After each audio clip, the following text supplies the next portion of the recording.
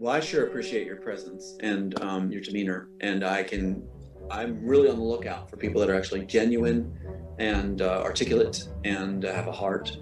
I'd say I'll consider you a friend. You did the work. You did this. When the right people are calling the shots, and like yourself, you've got these gifts and you've got these stories, you've got these abilities and these projects. That's why people like Stephen Yissilmissil. It's like he knew all this. And when I was with that particular person, he was laughing at the death of my son. He was laughing in front of me in my home at the death of sons. It's like, what? That's a blatant lie. You kidding me? People that make opinions and that they're saying like egotistical things like this. People that make those opinions, you're doing worse than the cabal. You're doing worse than those that are pedophiles harming children. Whoa. You are worse than any of them with your opinions. You're doing more harm than those that are swinging the swords. I'm not out to put anybody down. No one. I don't want to be drawn into so-and-so and so-and-so, and he's putting down so-and-so. No, I don't have time for that. What the f*** is going on here? And so I'm holding this up because I think it's kind of fun. I'm in danger of being ridiculed by an evil snowman. Oh my God! I mean, the hat is nowhere else except on Burl Eyes. Facial fur. That's what I'm dealing with. It's like, they're part of the Nephilim clown bloodline. It's incredible. It's like, yeah. I mean, that's a nobody player. Pardon my French, but you're an asshole. People like myself. Asshole. We're quick to forgive. We're quick to embrace. We'll be like, somebody says, "I'm sorry for it. You got me. Let's celebrate." That's how we are. Instantly forgive. This garbage of false glory has got to stop, and I'm tired of it. Let's stop being turned on each other. And let's stop looking for ways to accuse each other of turning on each other. And let's start lifting each other. And we've got this. Those 14 other screenplays going on 15 that I have is for the new world order, new world that is our people. Yeah. So I am presenting my honorary Queen of the World for your courage, Thank you. brilliance, beauty, compassion, divine feminine, and never say no. Thank you, baby. There you are. Yeah, if I'm a fraud, bring it on. Let's do it. Come on, I'll be easy to debunk if I'm a fraud. Me and the Lord, we got an understanding. We're on a mission from God.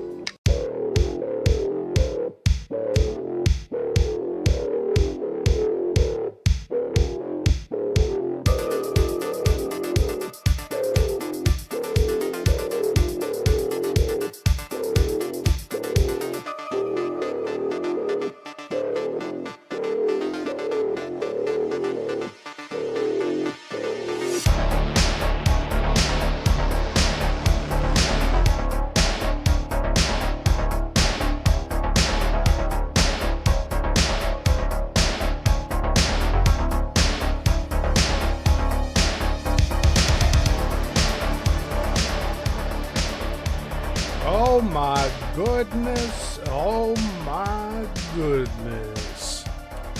Welcome everyone to the Yissilmissil Productions channel. My name is Stephen Yissilmissil. And today, let's talk about it. I hope you all enjoyed the second installment of 7 of reading the Matrix shooting script from 1998 and comparing it page by page to The Immortals copywritten script that was submitted in 1998 as well, several months after the shooting script of The Matrix. I hope you're all having a great Sunday. We have an interview to finish watching here today, so we will get to that shortly. But I highly suggest you go check out my Let's Read series. It will be only 7 installments, and that'll be it. But this is me getting the truth out there. It's something I've sat on for a little while here, and I got permission a few weeks ago from Tom to read it, so we're gonna do it. We are already doing it. We got 40 pages in. I'd say we got a third of the way through both scripts, so I'm happy with that.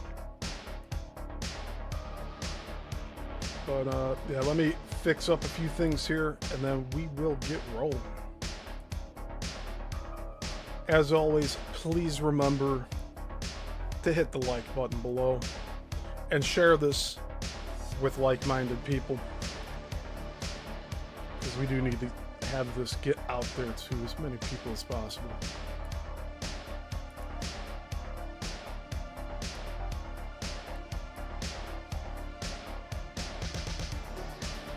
But yeah, it went like 2.5 hours. We're gonna try to keep today's show here 2 hours.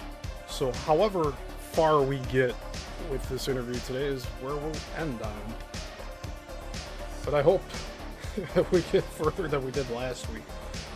It's just Tom is saying so many things that are not true that I have to correct the record on. And now he's even venturing into making up lies about me and my character. But that's what we're here for. We're here to correct the record. And I thank all of you for being here on this journey with me. I know another stream, we had Zen Ray, John, my mother. We had Midwest Mangler as well. So I'm glad to have you all here.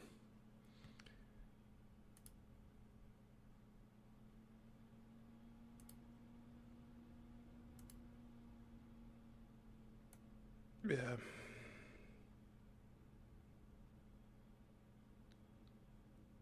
I thought I had the right,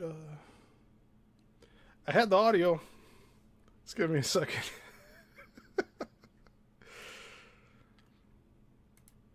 Okay. So we're continuing on from last week. We have this interview to watch. And I believe you left off at 1 hour and 22 minutes.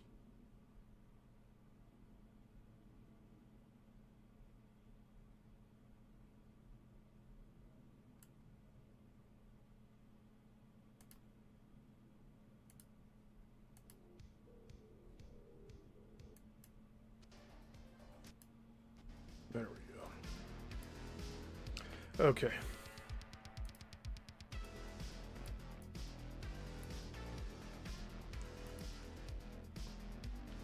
But yeah, at the end of the Let's Read series, I will give my own opinion on what I think's going on with that. But as of right now, it's not looking too good for Tom.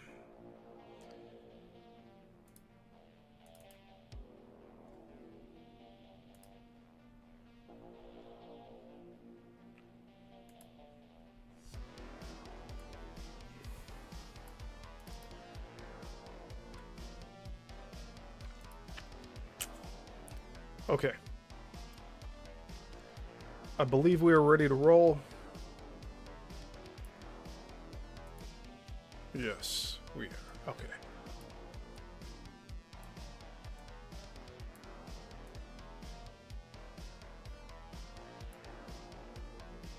And hey, Mom. Thank you for catching the live here.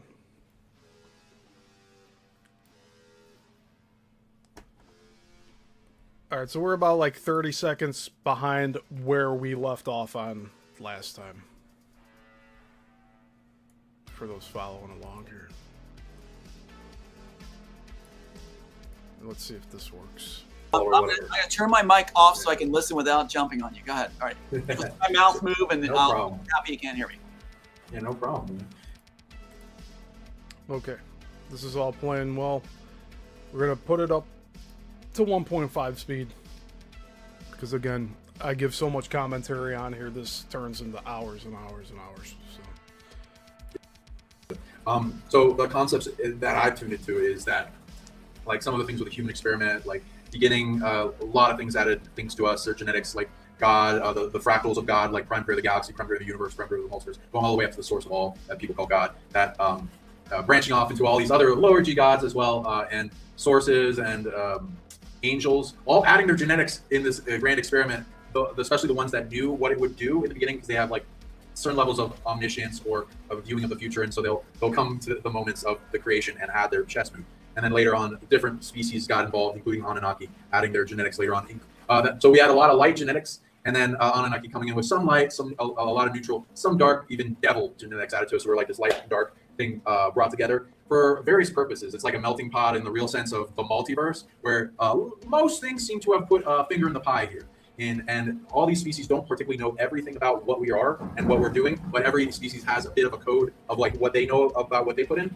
And then I finding all asking, talking to God and going forward, I finding out that there's this different catastrophes that happen during in time, and they're bleeding wounds. They're horrible big wounds that are some of the biggest things, like Atlantis fall, when we pass down our genetics, our ego, our spirit, or soul, that are awful. And it like to the point where barely anyone touches upon it and knows about it. I'm pretty much the only one talking about like how much of a wound. It's like 99% of the wound. It's like those things. And it's why it's like, well, there's an invasion spiritually. There's a physical invasion.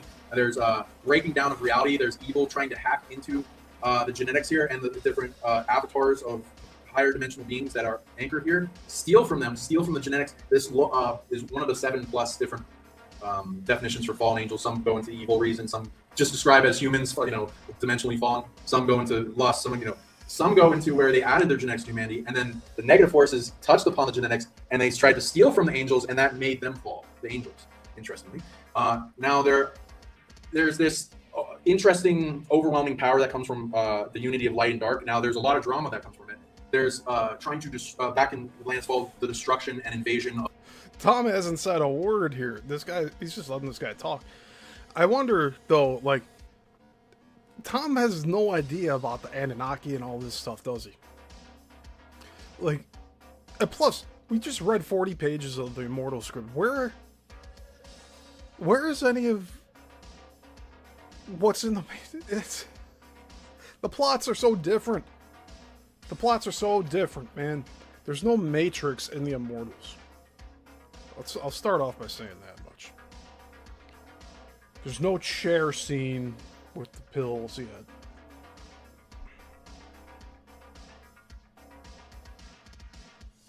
Actually, there's no blue pill, red pill thing at all. There's no blue versus red. Up to page 40. Of time and space to where it breaks down, kind of like a simulation, needing to reboot.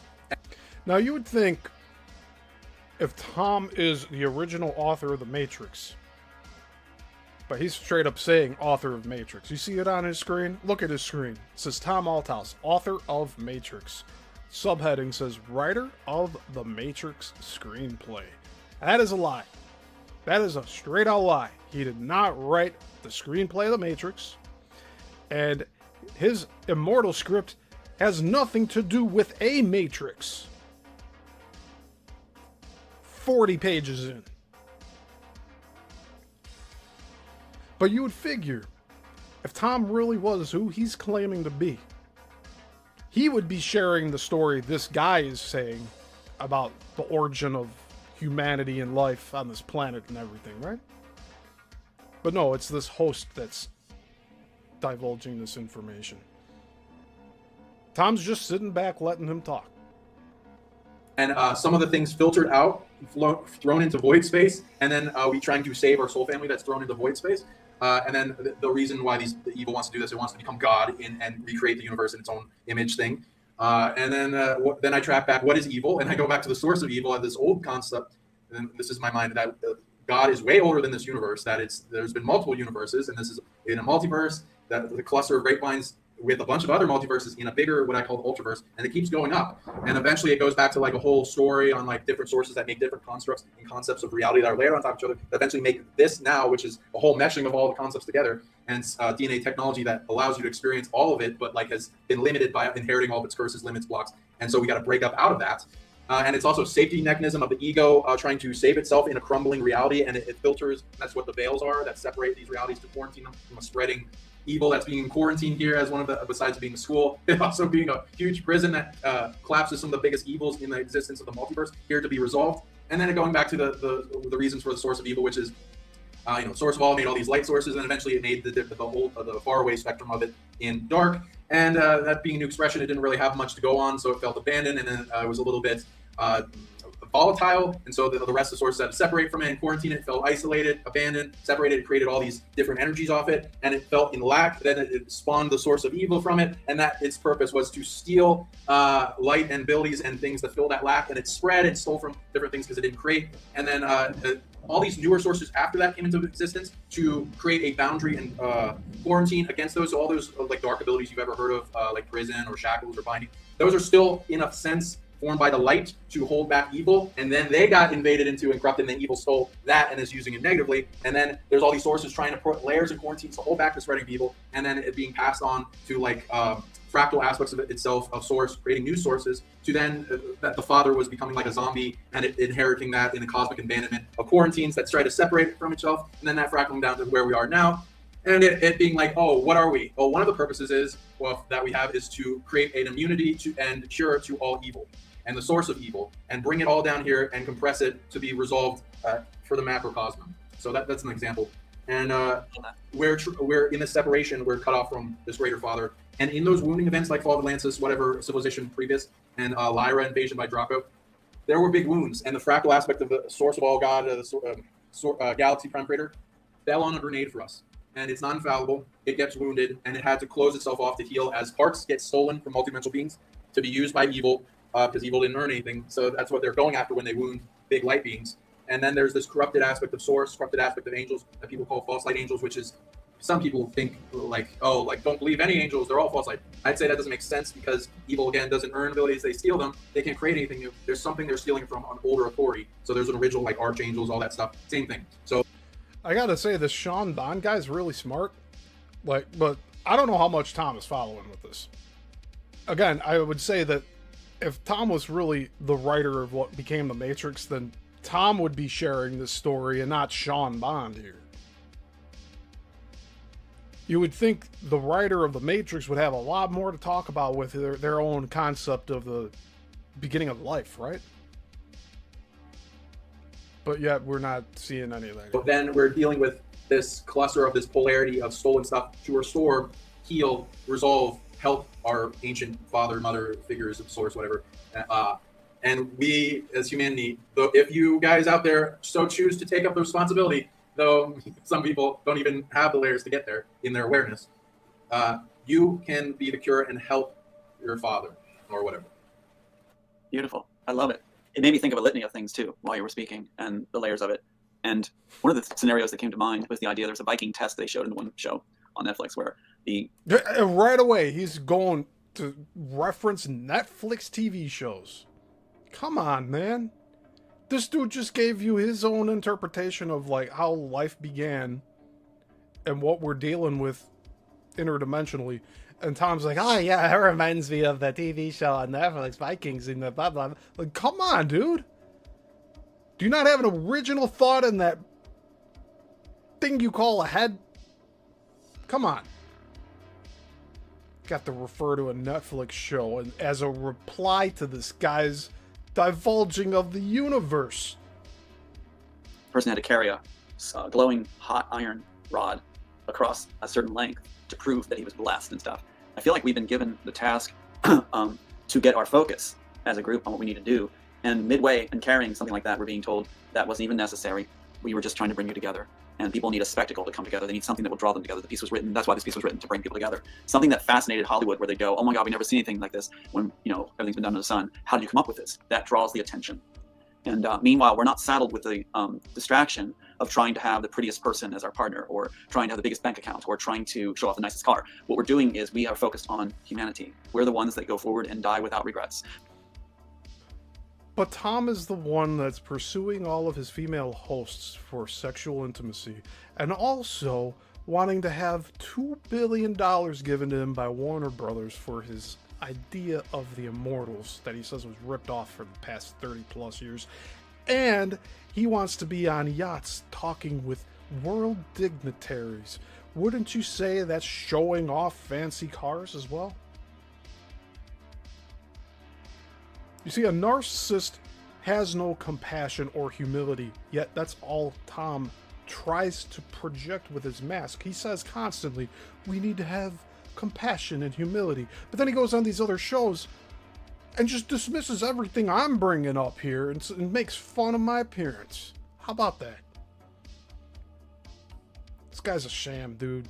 Like, everyone watching, like, you already know, but, like, for those of you that are new here, like, don't trust Tom Althouse. This guy's blowing air up your ass, so to speak.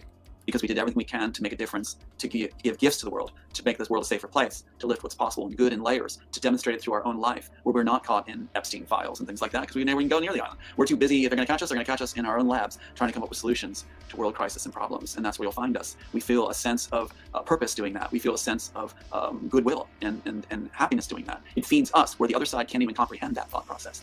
They think it's all about getting laid. It's like, no, it's about brothers and sisters. But yet in his script, he has his characters being very sexual. And like the first two, like, important scenes, one with his main character and the wife, they're having foreplay, and then the antagonist character comes in later, shows up at the house, and then he's talking about how hot the main character's wife is. And like talking about taking her. Like, and also, two other characters in that script, we're talking about, like, the roles of men and women and like, as like, predators in society and being dominant and stuff. It's really bizarre shit, you know? It's almost like something that would be on Cinemax at, like, midnight back in the 90s. People working to make it a better world, to advance humanity to the next level. And if there are our father and our parentals out there that need us, then I'd like to be one of the good sons, not the wayward ones. There's his false god approach here. So he's saying parentals because he doesn't believe in a heavenly father creator.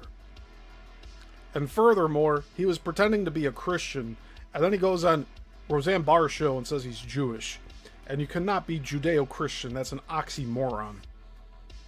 So again, what are you playing at here, Tom? It actually does my part to put the word out. I think we're chosen because of our hearts, and chosen because our hearts are committed. They know that whatever's thrown at us through the testing, that we will prevail. When we come through the fires of the furnace and come out enlarged, we become dedicated. We become unmovable. We become that without a price tag. We cannot be bought. And the other side labels us difficult. And they unleash the hounds of war, which are the minions that mock us. The mocking means that we are doing it right. It means the other side's concerned and doesn't know what else to throw. Meanwhile, their own ranks start to shred, and they send people our way saying, you really are a good person, Sean. You really are on it, Tom. We admire your tenacity. We don't think anybody could ever survive what you survived, Draco. It's like we have come through the fires, and now we're meeting our brothers and sisters outside the furnace on the other end. And what a reunion that is to see those that had the courage, while the minions nip at our heels online in ridiculous fashion. So I am proud and honored to be... He's talking about me. He's calling me a minion of the elite. Dude, I'm going to say it again. I'm here on my own free time, on my own volition. Nobody told me to come on here and dispute what bullshit you are projecting out into the world.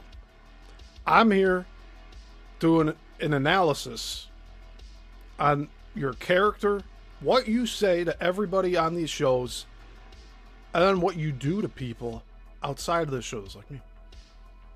Alright?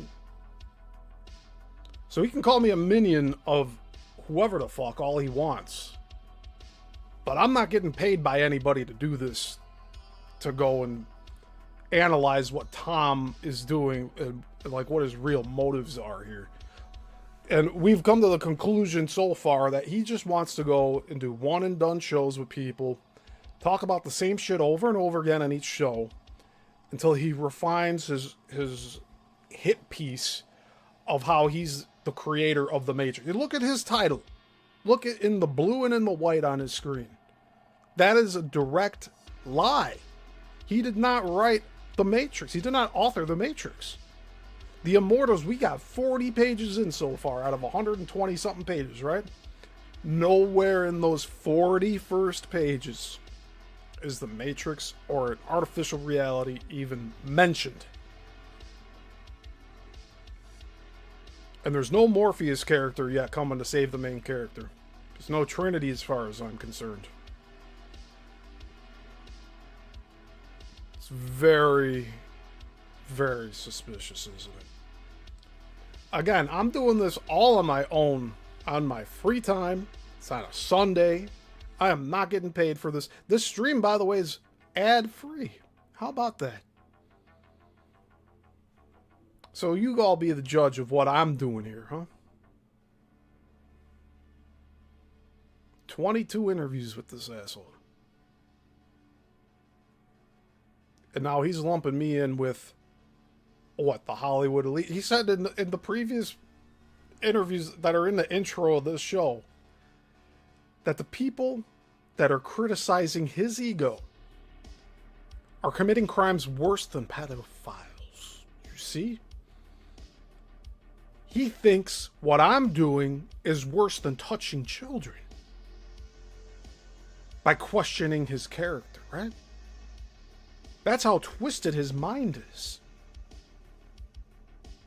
Be very careful if you're ever in contact with Tom Althouse. And Sean, I hope you don't do any more shows just for your own time and energy.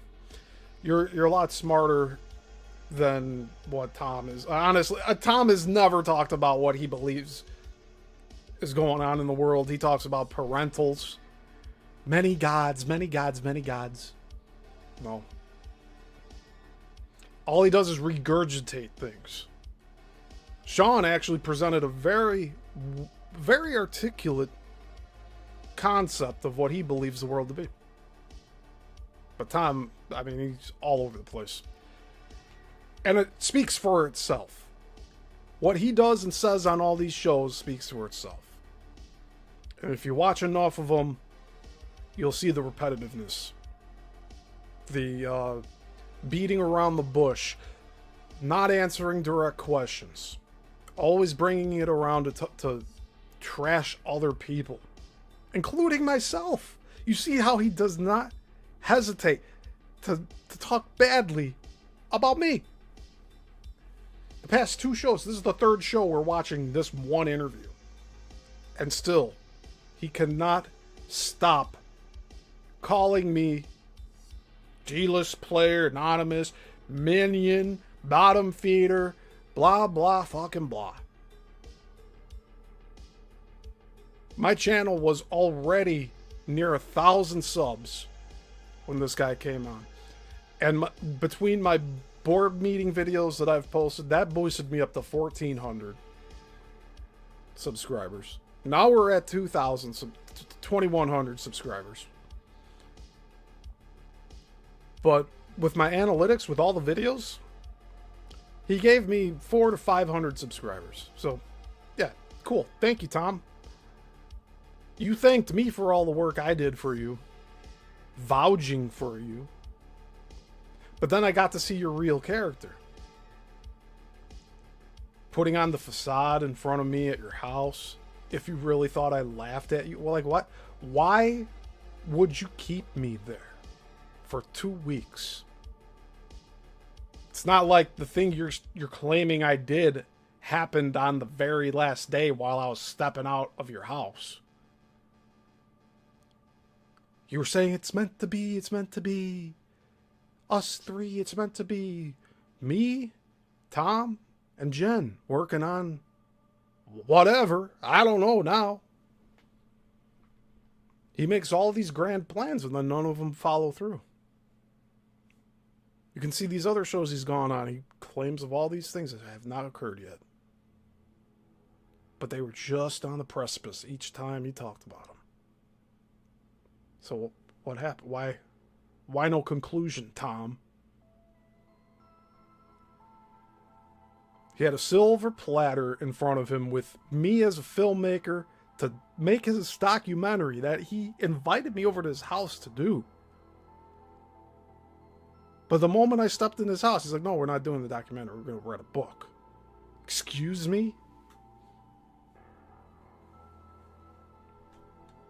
It just shows no commitment from Tom Althouse here. On this end of it. And finally, out of the woods, seeing brothers and sisters, brothers like yourself, who just happen to have the full name of my son.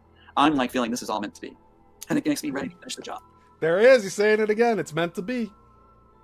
That's what he said about me and Jen. We played that audio last show on episode 23.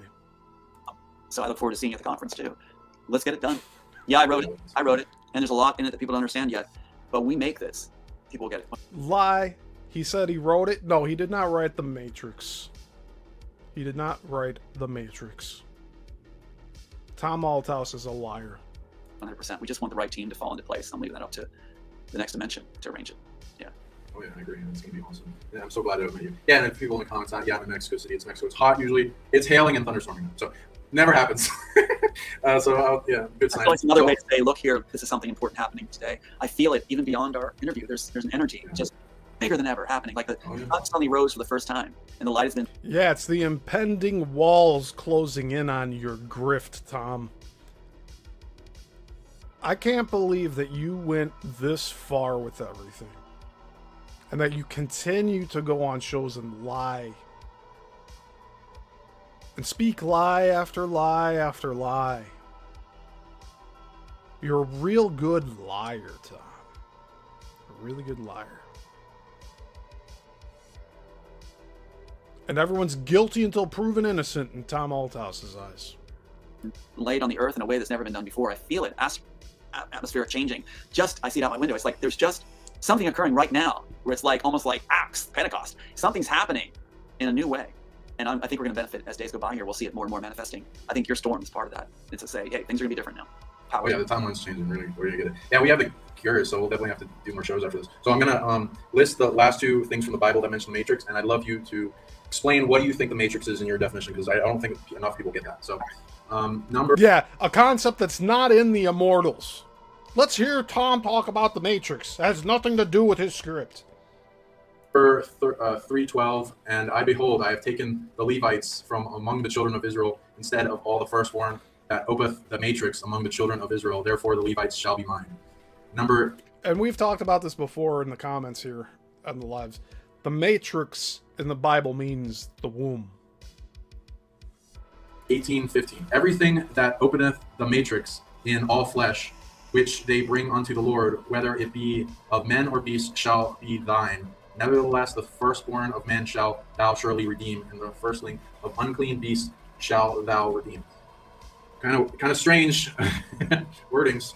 Mm-hmm. Well, it's for me. It's if you go back to what I was writing about, what I got when I was writing what the Matrix was, and I didn't call it the Matrix. I called it the. No, he didn't. Straight up lie. There's no mention of the Matrix in the first 40 pages of that script. He wasn't thinking of the Matrix when he was writing The Immortals. Sorry, no, that's not. Going back a little bit here. Clean beast shall thou redeem. Kind of strange wordings. Mm-hmm. Well, it's for me. It's if you go back to what I was writing about, what I got when I was writing what the Matrix was. No, you see here, Tom? You're saying when you were writing about what the Matrix was. No, you were not writing about the Matrix in The Immortals. It's so offensive, man. It's offensive. You gotta get mad. This dude's lying to you. He's lying to all of you out there. Do you guys get it yet? I didn't call it the Matrix. I call it the Immortals. That longevity program can also be a prison. So the idea is that what Hollywood did with it, and they even hired that Neil deGrasse Tyson or whatever to be a spokesperson for Warner Brothers. He now is that astrophysicist, whatever, who quantum physics guy that I really admired. He says longevity program. Not an artificial reality. Program is something that was being ran from a government institution, a program that would extend life. Putting you in a cryogenic chamber, right? I mean, it's not really extending your life. I mean, you're not being an immortal, because every time you wake up, you gotta age a little bit, right?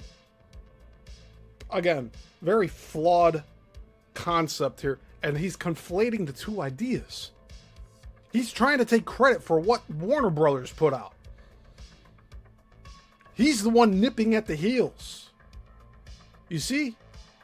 was bought off by Warner Brothers, believe it or not. They bought him in to speak as an authority on the Matrix. He doesn't know anything about the Matrix. He's reading a script. But he's supposed to be a spokesperson for people to believe the stolen version. But by doing so, by saying that we're part of a Matrix, is trying to get, I believe, audience to say, I accept that image and idea. I accept that prison that is before me, that I will walk into it since this astronomer is saying it's so.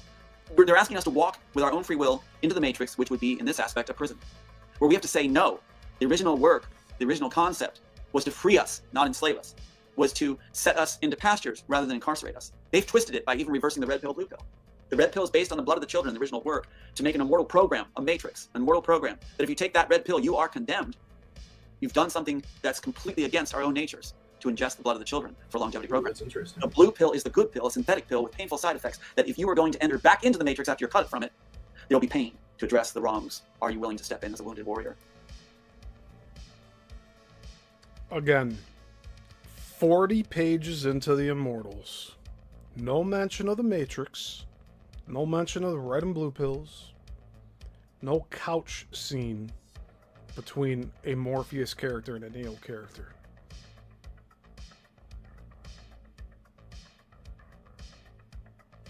And 40 pages in, they're still in what you would assume is present day reality. And the jack in the back of the neck, it's the size of a mole. It's brown. And it goes into the back of the neck like a needle. Now, in the Matrix script, it says it's like a coaxial cable. The big jack that you see in the movie, The Matrix. And in the script, it says it has a chip on that. But we're talking about a giant, hefty cable like you can hold in your hand. Not this tiny little listening device. It's described in his script as the size of a mole on your face. Just put it right in the back. That's it. Again, sci-fi tropes. Talk about transhumanism like you made it up. No, you didn't, dude. And he's trying to give the impression that this program is actually what the Matrix is in his script. That's out for debate still, because we have not completed that read-through. But he's already trying to make you believe that he wrote a script that resembles what the Matrix film is. He himself went into the theater in 1999. He said so in his deposition. And he said there was no significant matchups that he witnessed.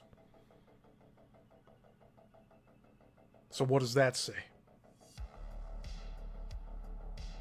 I think somebody else gave him the idea that maybe the Wachowskis ripped off his script, and then he's just been rolling with that as his bread and butter ever since. Until here we are today. By taking that pill, which sets you back from the start, but allows you to enter to address these wrongs. In the original work, that pill's from the interrogation scene. Smith is ordered by the architect to give it, based on the blood of children for the longevity program. The blue pill is offered later to Neo in Underground by Morpheus when he's cut from the program to re-enter the program. They put it as eat me, drink me, and it reversed the So the red. So are you switching the pills, or is it they switched it? Yes, I had the blue pill. Right. They switched. The blue pill is Okay. the eye of the author. The blue pill is this. I call it the sapphire. The blue pill is what you see through the author's eyes, through the work he wrote faithfully as downloaded to warn and whisper through art what the Matrix really was. That's what that was. The blue is good, the red is bad. They reversed it on purpose so that everybody involuntarily would say they are all for ingesting the blood of the children. The red pill is the bad pill, the one they're forcing on us now for the longevity. So Okay, so you would just switch the two, and is the blue also wake you up to the truth and see, or exiting the Matrix? yes, in the Matrix itself, and in Immortals, in the original script, the blue allows you to access back into the program with the knowledge you need. The blue pill allows you to with the enhancer from Smith, the Neuralink, if you call it that, is cut out by Neo. An adaptive collar is made so we can adapt Smith's collar, or Neuralink. While he loses his own and all the memories I told you about, he loses them all and goes into that state of drooling and losing bodily functions, which happens if you're dependent on it, right? Another downside of the Neuralink. He downloads the Smith one, which they put in Elysium after they threw the case. And then he's able to find the Cortex building with the seamless walls, like the seamless corridors, and enter the room of monitors, which belongs to Smith, not the architect, and terminate the different agents, which was the plan of the architect all along. The architect, when he finally gives the green light to Smith, I think this is really important, he gives the green light to Smith finally after decades to go after Neo. Got the green light, but the architect has set it up to make Smith fail, which you kind of see reflected in the Matrix ripoff version. So he goes to take out Neo, where the architect has Neo prepared to take out Smith, cut out his enhancer to use it. Why? Why is the architect giving Neo the ability to take Smith's enhancer with that shard of glass? Because he's going to allow Neo to No mentions of his character Jim, who's supposed to be Neo. No mentions of his character Berenger, which he claims is supposed to be Agent Smith. You see how just rolling off the tongue he's talking about his characters, but inverted and saying that he's referring to all his characters as Neo, Morpheus, Smith, Architect, blah blah fucking blah. It's not his story. Take it to underground, to adapt it to his own memories, to find the Cortex building, to the room of monitors, to eliminate the agents, because the architect has determined he doesn't need the agents anymore. So he's allowing betrayal of Smith to have the agents terminated so he can have the free people of Zion come out and see him come back as Christ, so he can now have his mind stimulated not from conflict and antagonism, but by the free will given over by untainted humanity out of Zion, worshiping him as the second coming. That Also, no mention of Zion yet in the Immortals. Page 40, no mention of the Matrix, Zion. There's a program, but the program sounds more like an operation, not an artificial reality. But we have yet to see, right?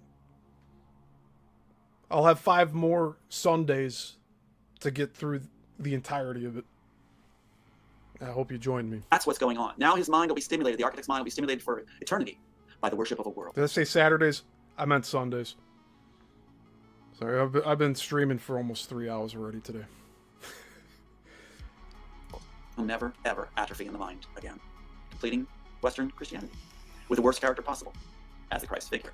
But the real one shows up and you got identical figures facing off. Remember the Wachowskis said, argued on set to keep the same ending? They did. And the crater goes to one, and the one scene they took out, Sean. So he's also completely negating the fact that his Immortals screenplay revolves around Nazi Germany and the Jews. He's not mentioning that at all here. He's not mentioning that the characters that face off at the end are Hitler and Jesus. Oh.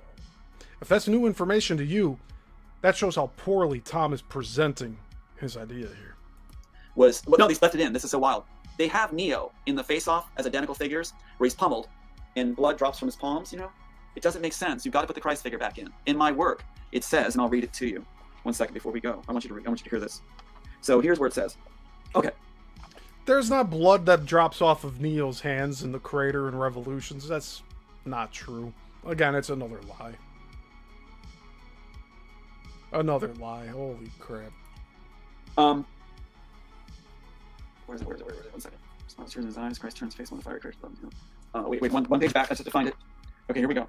So remember, they're keeping the exact same ending. Let me read this one part. Okay, so the Smith agent, the architect, sorry, the architect, still looking like the classic image of Christ in a white robe, because he didn't think the real one would show up, emerges onto the hill. A somber man stands before him with dark eyes and a Mediterranean complexion, the real Christ, not the Catholic version. It is the true Christ in a coarse robe. The real Christ, not the Catholic version. You hear what Tom is saying here?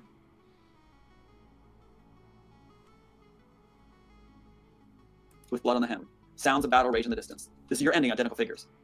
The architect steps back, drawing a gun. Looking more curious than scared, he picks up a stone and throws it at Christ. The stone bounces off his arm. Christ turns his palms towards, showing the nail holes. Wagner laughs nervously, showing his own, because he's simulating this for what he needs. The architect fires at Christ's chest. Christ's head lowers, like Neo's does. Wagner laughs. Only Christ's palms bleed, as he lifts his eyes again, looking at the architect. That is what they did in the Matrix. They had Neo pummeled. He looks down. Only blood drips from his palms. He looks back up. They kept the exact scene like the Wachowski said they would. And then you got the pulse wave comes out. He throws it in the fiery crater. Pulse wave goes out, greening the earth as in Matrix. Little girl's renewed to life as in Matrix. She comes and hugs Neo, not the Oracle. They're replacing because they need Neo to replace Christ because they don't want Christ's figure. So they have Neo with a gold cross, arms out, crucifix style, replacing Christ. So they have little girls not hugging Neo, but hugging the Oracle, which makes no sense. And pointing to the sun, which is the ending we have here before you go to black with George Michael's music. It's like if you dare use a little girl character in any of your movies, Hollywood, this asshole is going to run after you and say that you stole from his Immortal script.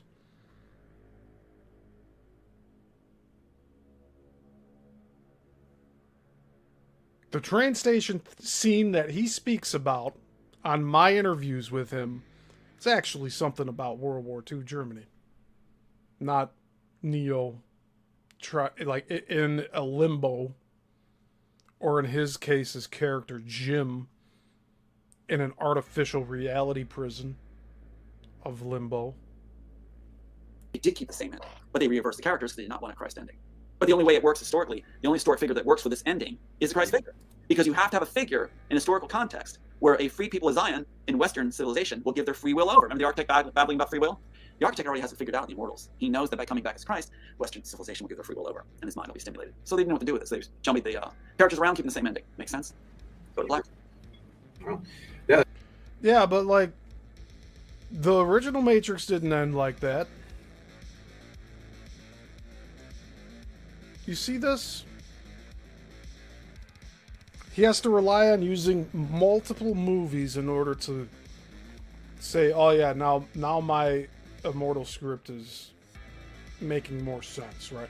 The beginning of this one movie, a scene from this other movie. He put all of his chips in on the Matrix here and saying that he's the author of the Matrix. You see this? Look at his screen. I'd love to hear more about that Christ figure too thing, because that be like, what's the difference between the film and the screenplay? And yeah, so for people out there, that screws up with reality. I've been seeing how much the Satan. I'm gonna go on the record here to make a prediction that there is no scene of There Is No Spoon in Tom's Immortals. I'm just going on a limb here. And we'll know for sure by the time we're done reading it 5 weeks from now. Have been inverting reality and switching our beliefs and awareness and things. So, yeah, it's like the red and the blue like goes with a spectrum of like the infrared to ultraviolet and like the root to the crown, so the root more grounded to the reality. So it makes more sense. It's just like we're more anchored to, instead of just colors, like the colors, they can do whatever, but more of the concept of being aware, being free, expanding your mind, not being a slave. Even if it's causing trouble, fear, you got to exit the burning building to be safe. But you got to get through flames in the meantime, and as opposed to like the red pill, blue pill, staying asleep, staying controlled, programmed, mainstream media, believing all of what the reality just gives you instead of researching deeper, understanding that a lot of things are lied to us. Right. So just for people. So it'll be interesting with what you're doing if that changes things in people's perception, because a lot of people use that as a metaphor. Right. So if that will ever get switched or something. You're going to see a lot of nervousness on the other side as we seek more. Like this show was very, very important you did today, because it's like we got to meet our minds on this and bring it forward and really flesh it out. I've opened the box on things I never opened before. And you can tell they're up on nerve because they're going to send people saying, all lies, look, he's a fraud, he's a liar. Hey, he's talking about me again, isn't he? I was not sent by anybody, Tom. I found you originally in early 2021 or late 2021, early 2022. I had you on this channel for 2.5 years, supporting all the bullshit that you're spewing out. And now, after you just so unceremoniously ended this collaboration, I've been asking more questions. And look, you can't handle it. You have to constantly come back and talk badly about me. And I'm just asking questions here. And I'm calling you a liar because you are one. I never laughed in front of you about your 2 dead kids in your house. But yet you said it here on this show. You're trying to destroy my character, huh? I'm here just giving a critique and an analysis on how you behave on all these shows. And you're trying to say, oh, the higher ups sent me here to do it. No, dude.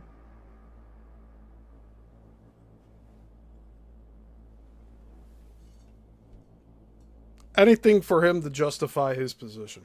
So just for people. So it'll be interesting with what you're doing if that changes things in people's perception, because a lot of people use that as a metaphor. Right. So if that will ever get switched or something. You're going to see a lot of nervousness on the other side as we seek more. Like this show was very, very important you did today, because it's like we got to meet our minds on this and bring it forward and really flesh it out. I've opened the box on things I never opened before. And you can tell they're up on nerve because they're going to send people saying, all lies, look, he's a fraud, he's a liar. He didn't open the box on anything that he hasn't said before. This is actually a regurgitation of something he said many times before. What new information have we learned on here in this interview that we haven't heard anywhere else other than his attacks on me?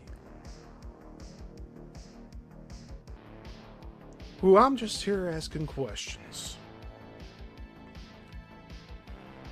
That's their job. They're supposed to say that. But the evidence we have, it cannot be denied. And Sophia Stewart says, I have the like, dude, I don't know how many times I need to reiterate this. This is not my job. This is my channel, and I'm talking about you, and you don't like it. But you can also contact me anytime you want, Tom. If I send you an email, you're going to go on another whole show and be like, oh, they're not leaving me alone. Like, I have not contacted you whatsoever. You instant messaged me when I started this series saying, grow up, you man, baby. That's what you said to me. Not addressing any of my points that I brought up. All the questions I've been asking here. No, you have to try to dismiss me, right? Look. These interviews I did with Tom are on all different platforms. And people who are watching those are coming to watch these shows too. They want to know the ending, right? Well, as far as I'm concerned, this is still ongoing until I finish reading the script and until you stop talking about me too. Which I don't think that's going to happen. But I had to correct the record. And now this is practically a never-ending thing of, oh, he said, she said. But like, how many hosts has he dropped? How many people has he put into the box of part of the elite cabal being sent to go and disparage? Dude, no. No. This is my own independent channel. There's no higher up above me besides Google who hosts this entire website. Google's not telling me to do this, Tom. It's my choice to question your story. And it doesn't matter if you don't like it. I'm still here regardless. Oh, this is a forged thing. There's the PA number. Look up in the Library of Congress. There's a gold seal. I would need a machine shop made to make that. And then the bolted screenplay, that's what they do. The Blue Ribbon script is what they do. No, see, again, he's talking about, like, how can this be fraudulent? Well, explain to me how he got his 1992, 1993, 1996 scripts magically placed on his bed while he was out in a UFO conference in Florida. How did the scripts end up in his bed in Texas? He makes this whole story up about a break-in without a break-in. He's making himself seem more important than he actually is. You think federal agents broke into this guy's house and gave him his scripts back? After killing his two sons? Which probably did not happen in that fashion that he claims. He was estranged from his sons at the time of their deaths. He claims they were cremated and there was no funeral. I doubt he was even invited to grieve with the family. His family locked him away, gave him a 302, put him in a mental institution. So he can hold this script up all he wants. This script is still 7 months later than the shooting script from 1998 of The Matrix. Which, if you go and watch my Let's Read of both scripts that I'm doing right now, you'll see that the shooting script is almost cut for cut what the edit is for the final film. And there are no dialogue matchups, character matchups. There's loosely connecting tissue in terms of concepts. It's like, I'm surprised he's not claiming the whole concept of antagonist versus protagonist. This dude's also claimed to have came up with the idea of Windows. Not to mention Neuralink. Come on, man. You really telling me this guy came up with all of the tech? Yet he's so inarticulate with conveying his concepts to the public. All he's doing is trashing people. Ay, ay, ay. Look what he has written here. Author of Matrix. No, he's not. He's author of this thing that he's holding up. Sure. I'm not debating that this script, The Immortals, was sent to be copywritten or not. I'm not debating that. The thing is, your characters All the names are not the same. The whole concept of the Matrix and an artificial reality has no place in your first 40 pages. The first 10 pages should knock it out of the park.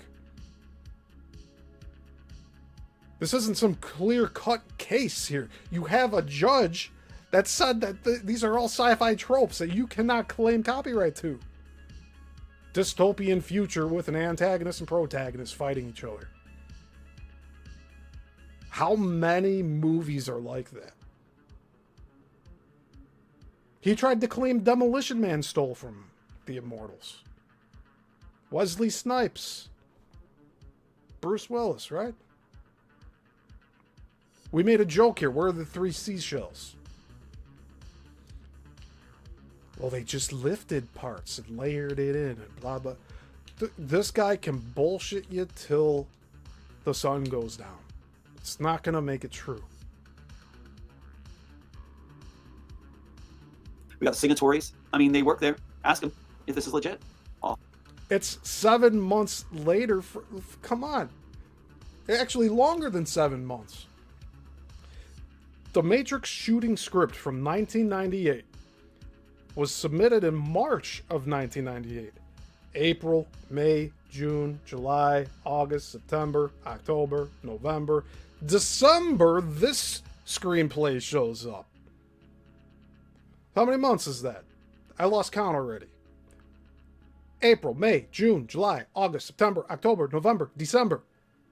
9 months. The same time as gestation of a human. 9 months after the shooting script, this copywritten script gets submitted to be copywritten, right?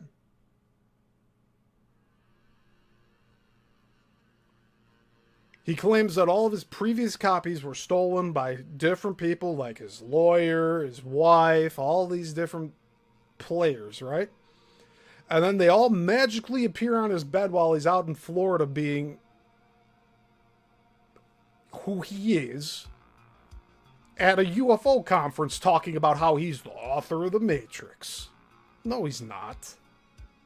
He's the author of this screenplay, The Immortals, but like, it's all about resurrecting Nazis and killing Jews. Like, come on. That's really what his script's about. And then they're going to, the government's going to pin the killing of this cryogenically frozen Nazi that's living in present day, and he's still like 30 years old and born in 1899, that he's being pinned, the main character's being pinned for the death of this guy. That's where we're at 40 pages in. And that his best friend that worked with him offers him to be part of the Immortals program. You know, like Operation Mockingbird. That's the type of shit that he's talking about here. At no point in these first 40 pages of this script he's holding up does it mention about an artificial reality. But please, Tom, carry on disparaging me. And thanks again for giving me permission to read this on the live here. Because you're clearly never going to do it. 128 pages. So there's no getting around it. They're trying absurd methods now. Like the Yissilmissil guy is doing, just like speeding up me talking, holding it up. As if what does that prove? I'm talking about how this is actually proven to be real, and he speeds up the film with me, Roseanne, calling Roseanne a beast, by the way. And then, which is really an insult to me. What? What? You kidding me? Man, I'm having deja vu. Like, every time we do this thing, he just comes up with one lie after the other. Called Roseanne a beast.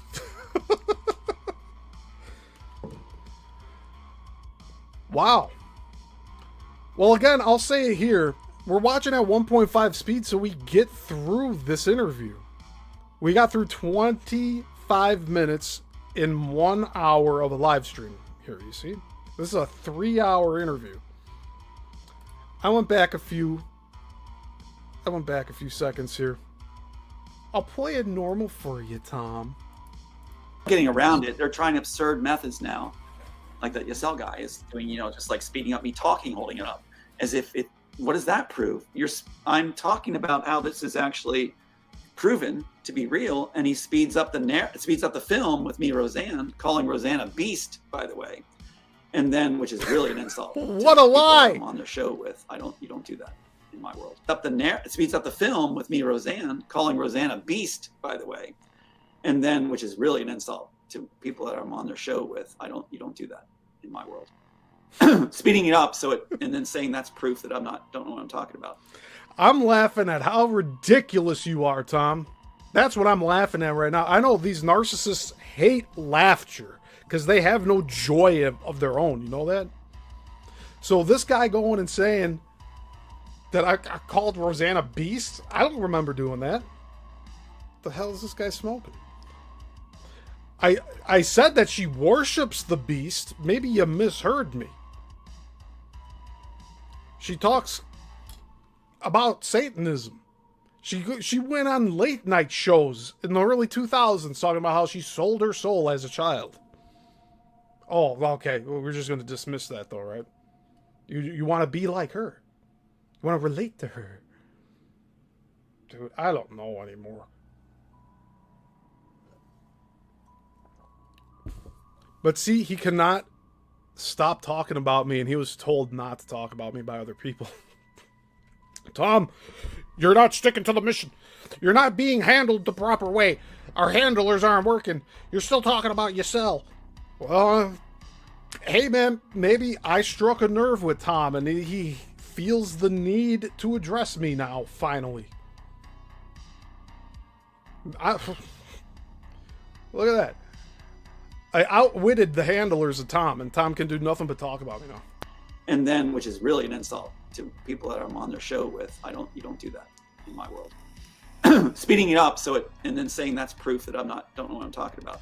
No, I did not say that because you're talking fast makes you not credible, dude.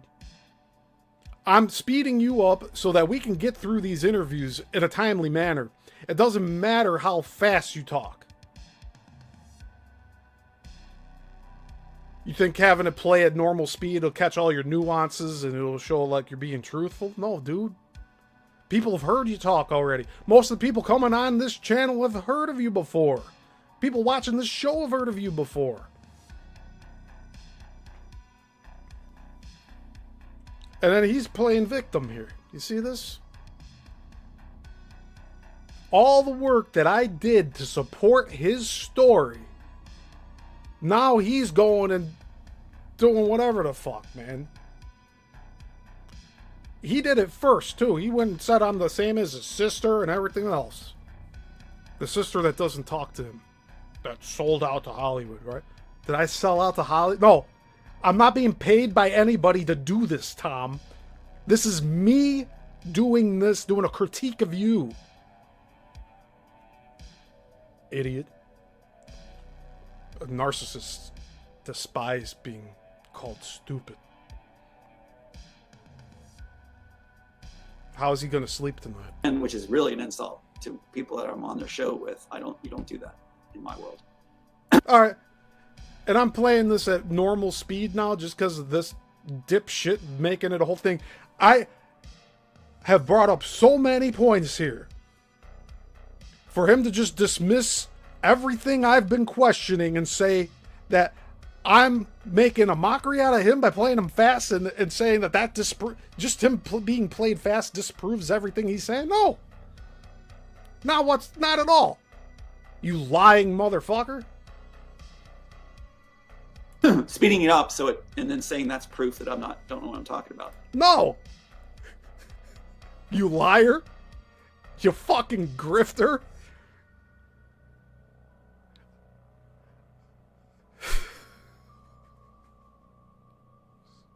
I'm speechless. That this guy has the nerve to go on to these other host shows and talk about me of all things. Shouldn't you be talking about your script? Jim and Behringer? No, you're just saying Neo Smith, Matrix. There's no Matrix mentioned in your fucking script, asshole.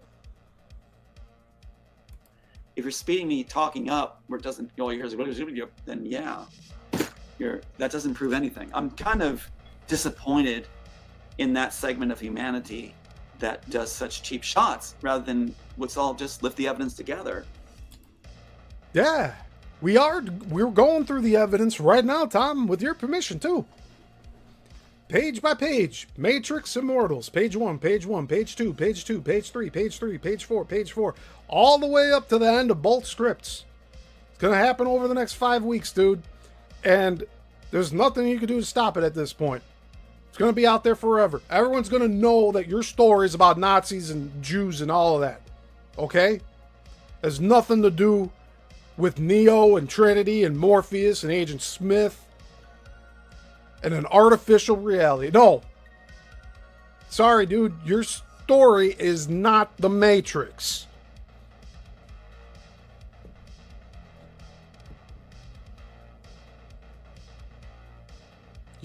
Tom used to call me his Morpheus. You know what? He used to call me his brother.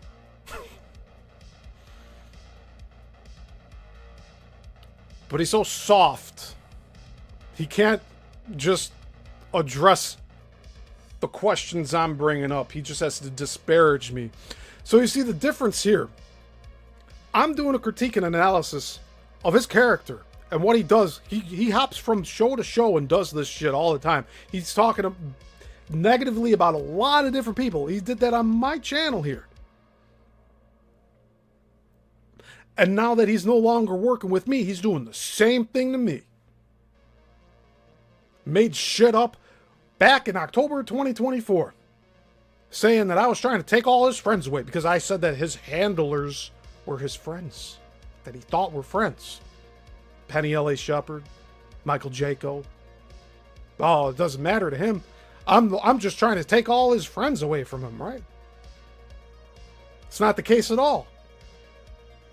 But instead of like addressing my analysis and critique and all my questions, he said, oh no, he's playing me too fast on his show and it's making me look discredited. Like, dude, you're missing the fucking point here. You're clearly spreading lies about me. You're doing it on this show from March 17th. You said that I laughed about the 2 dead sons of yours in your house in front of you. That never occurred. So me calling you a liar is valid just for that point alone. Not to mention all other shit that you've been saying that isn't true. Like you are not the author of The Matrix. Even though you say that right here in your little description here. Tom Althouse, author of The Matrix. Writer of The Matrix screenplay. No, you're not. We just read 40 pages of The Matrix and 40 pages of The Immortals. You know, we got a corporate building. We got a conference room, interrogation room in The Matrix, conference room in The Immortals. We got Behringer and Jim instead of Agent Smith and Neo. We got a transition to a bedroom, not with same characters. Got a daughter and a wife involved, and they're doing foreplay, the wife and the husband, in the other room. Jim gets a phone call at night. It's not him waking up in his bed after being injected with a tracking device. No. His script is not The Matrix. He's claiming authorship of The Matrix. Just like in The Matrix, there is no spoon. There is no Matrix in The Immortals. We're 40 pages in. The setup is in the first 10 pages. Should have all been there for you. For the audience. But it's not. So what does that say about Tom? It says he's a liar. He's not the author of The Matrix. This is how he's grabbing people's attention. He's claiming authorship of The Matrix when he did not write it. He wrote The Immortals. Yeah, sure. Yeah, he got it copywritten 9 months after the shooting script for The Matrix was finalized. Which the shooting script matches nearly shot for shot of what the final cut is.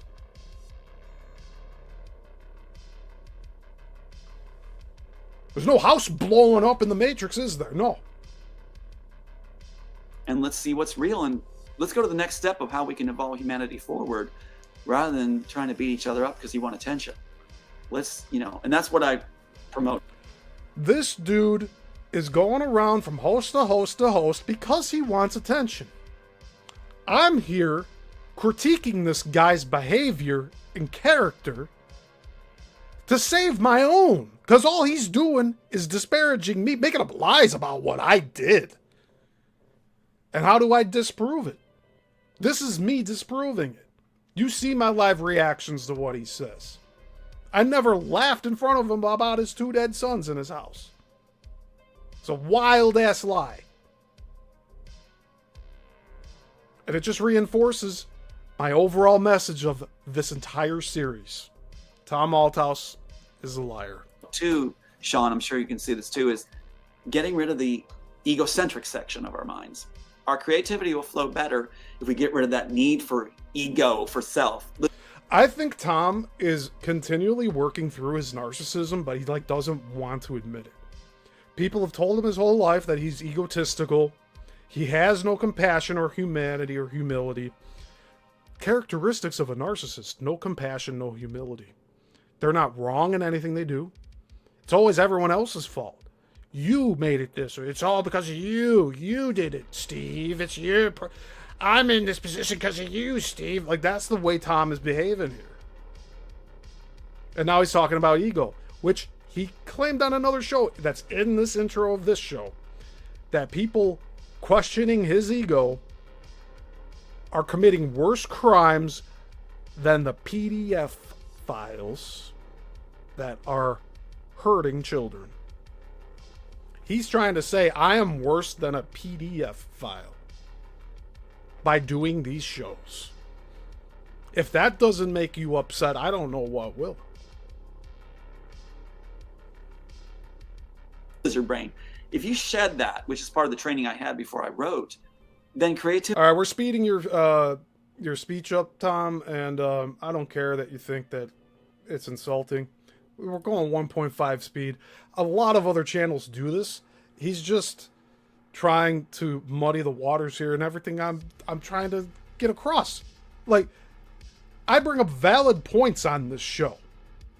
We've gone so deep into examining this dude's character, and all he could do is make fun of my appearance and make up lies about actions I took.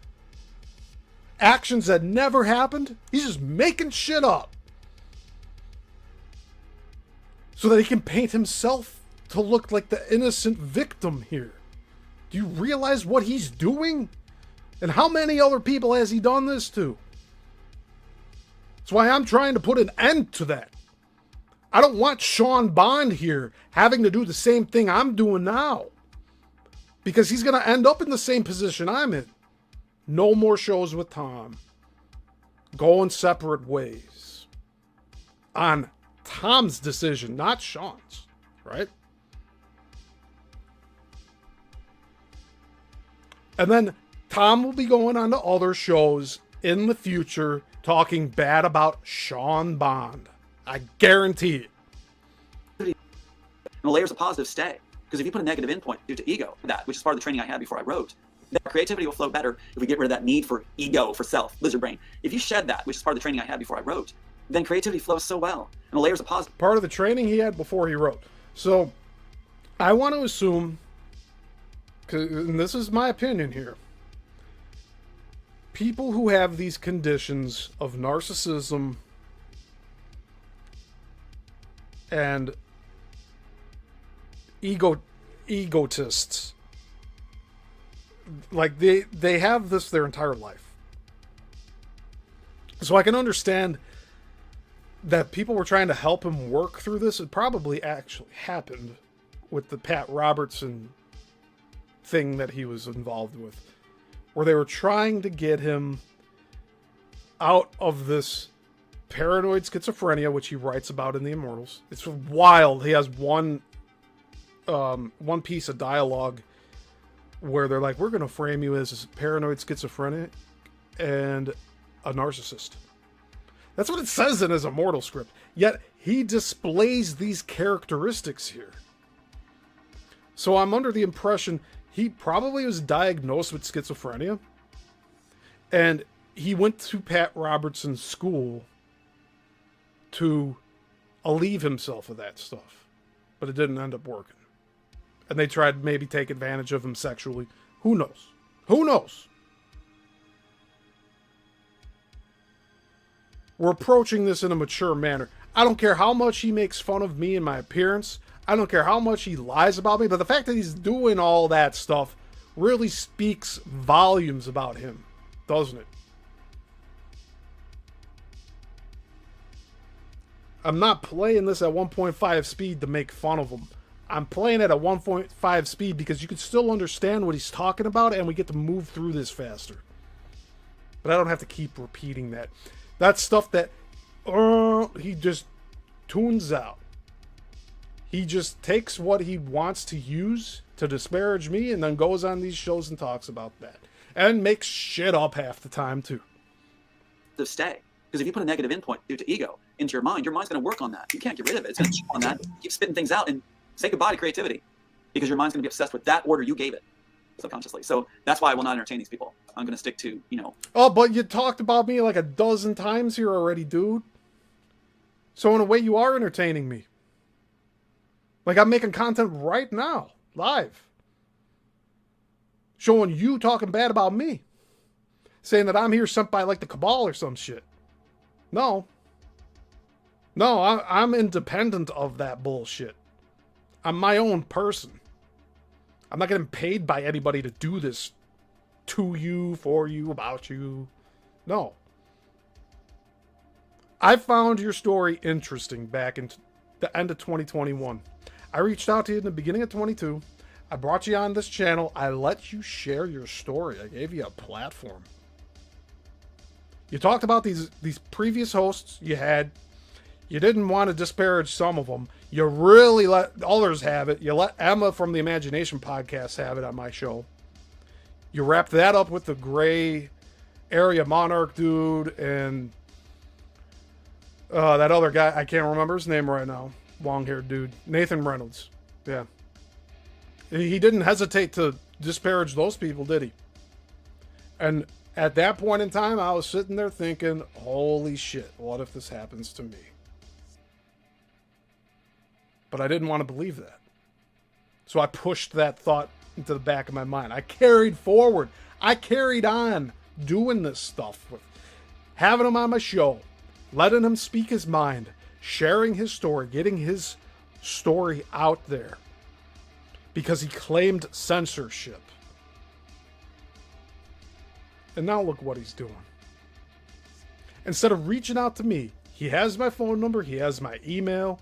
The only time he instant messaged me is to call me a big baby. Right? A man baby, to be precise. He is ridiculous. He behaves like a child. And if he really did write The Matrix, he'd be talking about the origin of life stuff the way that Sean Bond is. But he's not. The best he could do is bring up a Netflix show that he watched the other day, right? That's all he could do. Oh yeah, that Netflix show Vikings I watched.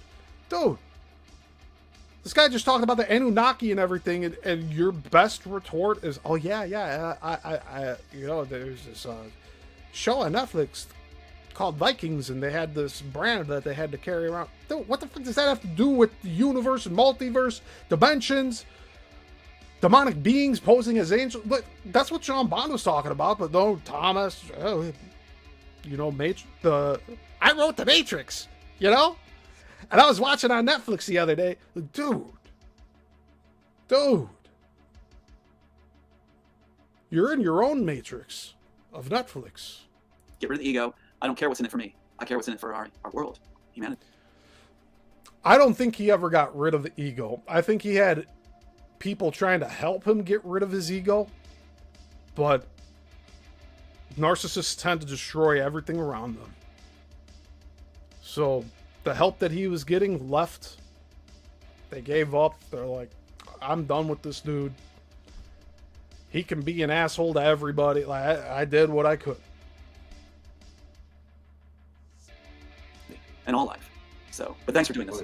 Oh yeah, it's beautiful, and like going into that, I completely agree. And the sonics aspects of the ego is like in our internal handler prison, ego boundaries that people lie, cheat, and steal to protect their own ego boundaries. It is the interface for the matrix external, and there's even sub matrix programs that are in our own body matrix that I found in it. There's like sonic matrices and all this kind of stuff, which depending on how much time we do have to do more shows for sure. The cure for resolving ego for people, it centers in the solar plexus as a branch off of the soul in protection and survival mechanism from the soul. For anything coming deeper, it's the first line of defense. Anything coming in programming, it stores and quarantines programs, attachment, negative energy, negative emotion, and even entities that are in attachment, and those can influence our thought and mind and emotions. And it quarantines trauma into little boxes, and that builds up as like what influences our state of being, and sometimes into like altered personalities or bipolar disorders, etc. And these little thoughts in our mind that keep us skeptical, closed off from learning and awakening.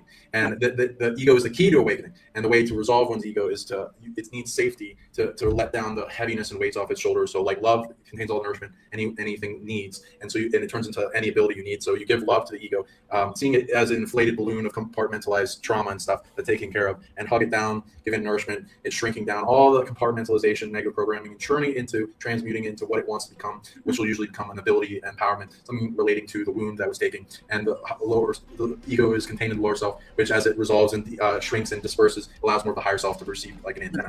And this opens up greater consciousness and expansion, and the freeing of the handling and the gatekeeping of tears down the veils, frees yourself from various cages, and open up more of your expansion from the matrices. Right. Well, that's what kills Smith in the original Matrix, the Immortals, is the ego.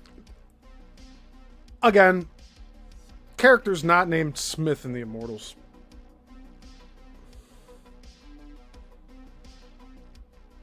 Hey, Andreas.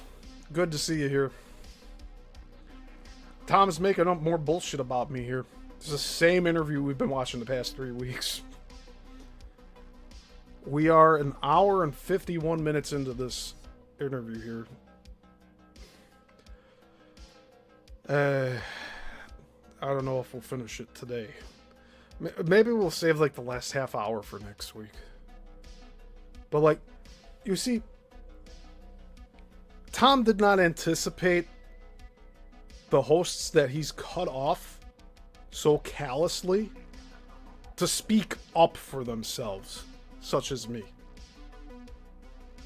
I told him I'm keeping everything up so people can see him kissing my ass as well as saying the most vile lies about me today.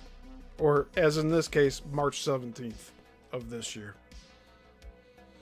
Andreas says, see, this guy could go places with his knowledge and talk more with others, but not Tom. Yeah, Andreas, this guy, Sean Bond, talked about his knowledge of the universe and how the Anunnaki have played into altering our timeline and the interdimensionality of everything. Tom is just sitting there like,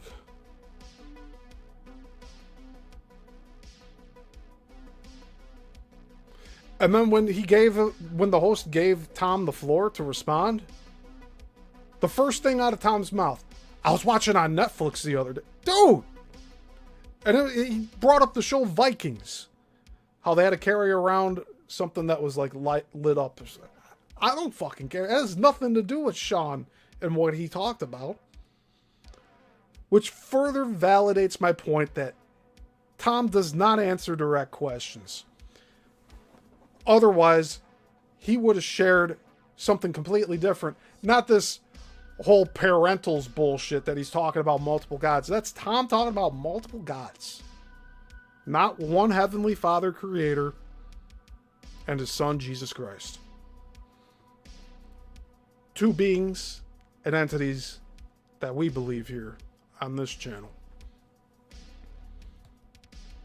His obsession with, if I kill Neo, if you will, Thomas A., then it's his drive. It's his whole thing. It's all ego-based. Neo doesn't have that. You know, I'm not talking about the Keanu Reeves portrayal. I'm talking about the original writing. That he isn't burdened with that. He's obsessive. What's his name?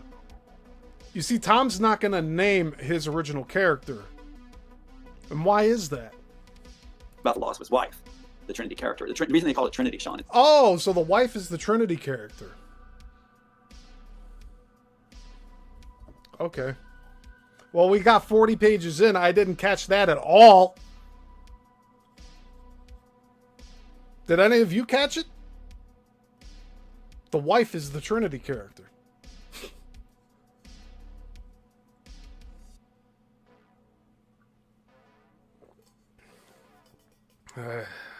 I'm telling you.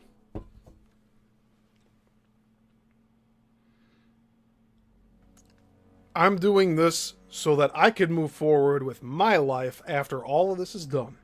You see? There will be an ending to all of this here. As for Tom, Tom can talk about this until he dies. Like, give it another 20, 30 years. I don't care if he lives till 100. He's still going to be talking about this shit. He's still going to be on the precipice of getting his $2 billion. And 10 years from now, if he's still talking about it, it's going to be $4 billion, $6 billion, $8 billion. He's just going to keep inflating the numbers. So Warner Brothers Discovery is about to be acquisitioned by Netflix. What is he going to do? Go and sue Netflix then? Who's going to have him sue? You know, out of the entire 2.5 years I interviewed him, he did not get a single attorney to help him with his case. He never had one. He's not going to have another case. There's no intention to doing that. His intention is to have this be a traveling roadshow. It starts on the internet. It ends at the conferences. He wants to go to these UFO conferences to talk about how he's the author of The Matrix. No, he's not the author of The Matrix. You know, there's that saying, you repeat a lie long enough, you start believing it as truth. That's what Tom's doing here. Tom Althouse is a liar. He lied about me. He lied about my character. Tried to say that I laughed about the death of his sons. No, it never happened. Let alone in front of him.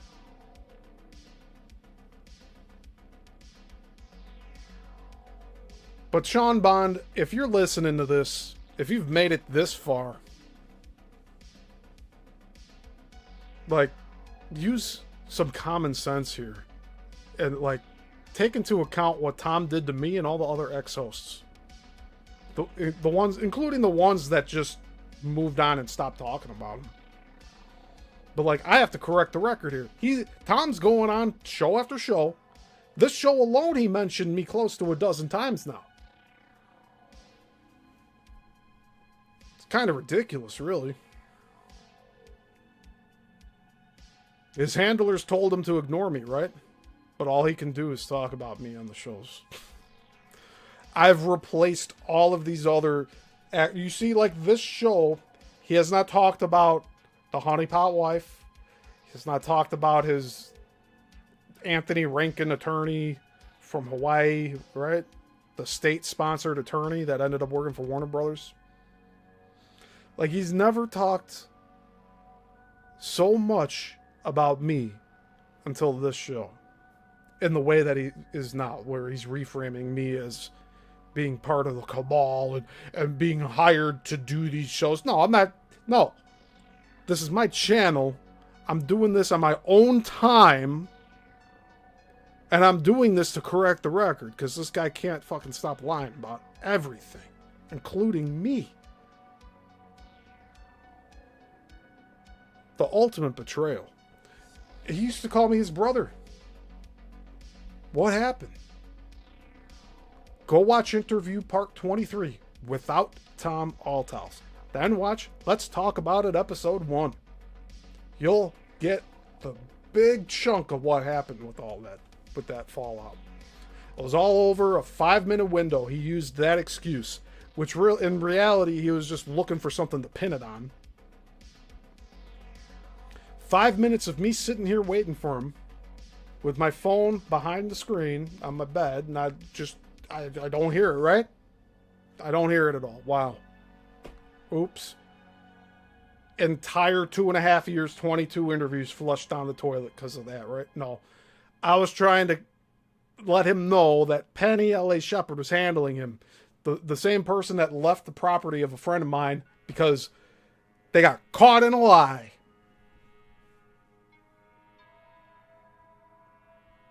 And now that Tom's caught in a lie, I'm not letting off of his heels, am I? In fact, he's fallen down several times. And now he can't help himself with, like, making fun of me and spreading lies about my character. is because there was 3 love interests in the original screenplay. They like to simplify everything, so they called her Trinity. It was actually Monique, Lorraine, and Julia were the 3. One he's married to, one is the Oracle's priestess, and the other is the girl he goes outside the program to go when he's cut from it, and meets her, an aged person who'd been trafficked. So there's 3, and they call it Trinity. So they call him Smith because it's a generic name. But you're right. The key to that screenplay success of the characters is getting rid of the ego and really focusing on what needs to be done, get the job done. I'm looking forward to more. I appreciate you doing this. But he can't get rid of his ego. Because even with me interviewing him for 2.5 years, to the point where he said, yes, I'll let you direct the Immortals, Steven. Yet here he is talking about how I'm hired by the elites to take him out.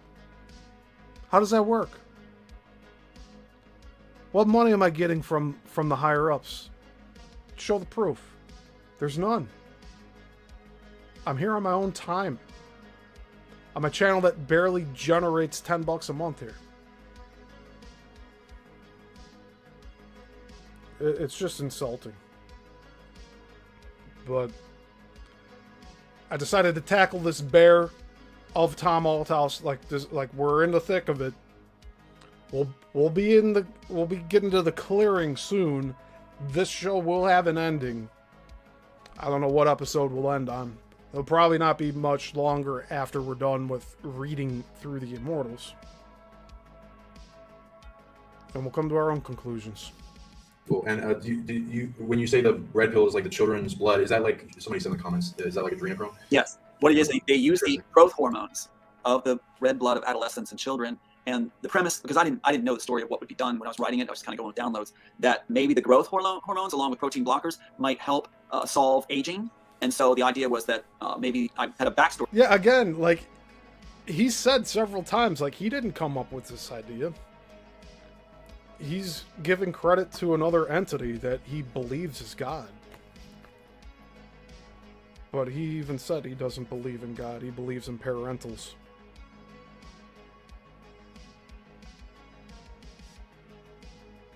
Multiple gods. False gods.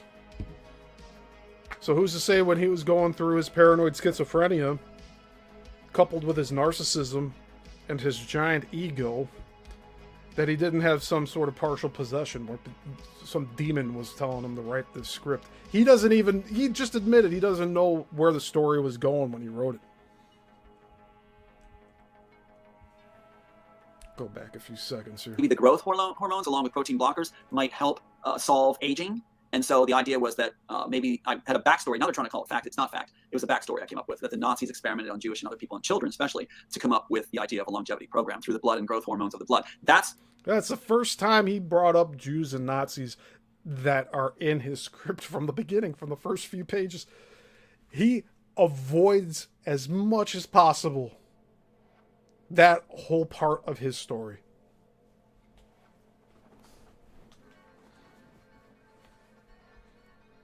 There were some people on TikTok when I still had my TikTok account.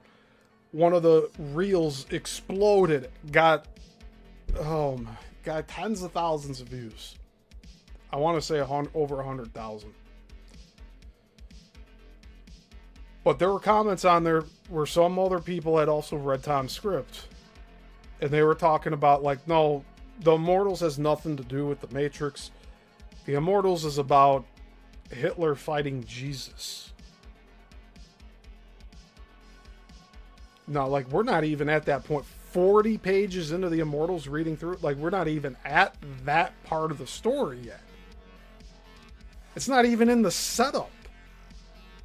The Matrix is not even in the setup. And the Immortals program, it's talked about like an operation from a government agency, not an artificial reality. We have yet to see this artificial reality in his script 40 pages in.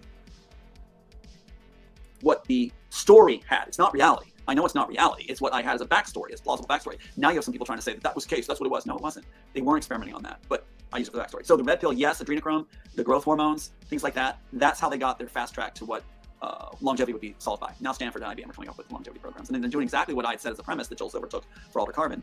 They're saying it's only for the elite. It's not ready for the common people. It'll never be ready for the common people. You know, like they do in Elysium, you'll get some pills out of a robot stash. You're not going to be able to be included because they don't want the rest of humanity there. And that's been... Tom wants you to believe that he came up with transhumanism and immortality for storytelling devices. I'm here to tell you that's not the case. Ghost in the Shell was written in the late 80s. He can deny up and down that the manga came before the film, but the film of Ghost in the Shell is what the Wachowskis based their Matrix story on. Meanwhile, Tom here had no idea what he was writing. He admits to it. And some entity was telling him what to write. And if he believes in parentals and not Heavenly Father Creator and Jesus Christ, then who was really giving him the idea? Told me many times when I was offered the chair, you know, like to be one of the elite. They said, like, don't care about the rest of the population. You're one of the elite now. They actually use that term, 1%. So the idea is that if you have longevity, you don't need the rest of the population. What you'll draw from them, they said, was the pretty ones that, for a servitude class. So pleasing genetics that are pleasing would be the servitude class, basically an Epstein Island. You'll have Maui, you'll see on Maui, which I was there. Disney invited me to Maui when they were grooming me. We went to Maui and they said this would be the island. This would be the experiment. Can you have a society of elite with a servitude class? And that would be the model for the one world order. Yeah. Oh, interesting. I read into that besides the neurotech and there's so many truth nuggets for people, these pills, white pills, whatever, in the black pills, have a healthy diet of black and white pills. Besides them being afraid of, you know, or like wanting to control that and not wanting the cage released, it seems from what I'm reading, they're afraid that people will get a greater understanding of what the Matrix is. And I'd love to get again your ideas of what do you think it is coming from the source's mouth. Absolutely. I'm sorry. Go ahead. Oh, I was going to say, that's why Neil was brought in. That astronomer guy was brought in by Warner Brothers to push this now, which is interesting because he's acting like he's the authority on Matrix. He doesn't know anything about it. He's just reading the script. Is he talking about Neil deGrasse Tyson? Does that mean that he watched the Lawrence Fishburne interview that I still have to watch for John here as a members only video? By the way, John, I'm sorry I haven't done that yet for you. But, yeah. Trying to keep up with life and everything else and then doing this, keeping this a constant, it's a lot of work. Like, I'm taking time out of my day to do this. And no, Tom, the Cabal's not asking me to do this whatsoever. I'm doing this on my own. And he doesn't like when anybody laughs because he thinks somebody's mocking him. But, you know, I laugh at ridiculousness. He can form in his head how many times like, I can laugh to myself and he'll think like I'm laughing out loud at him, right?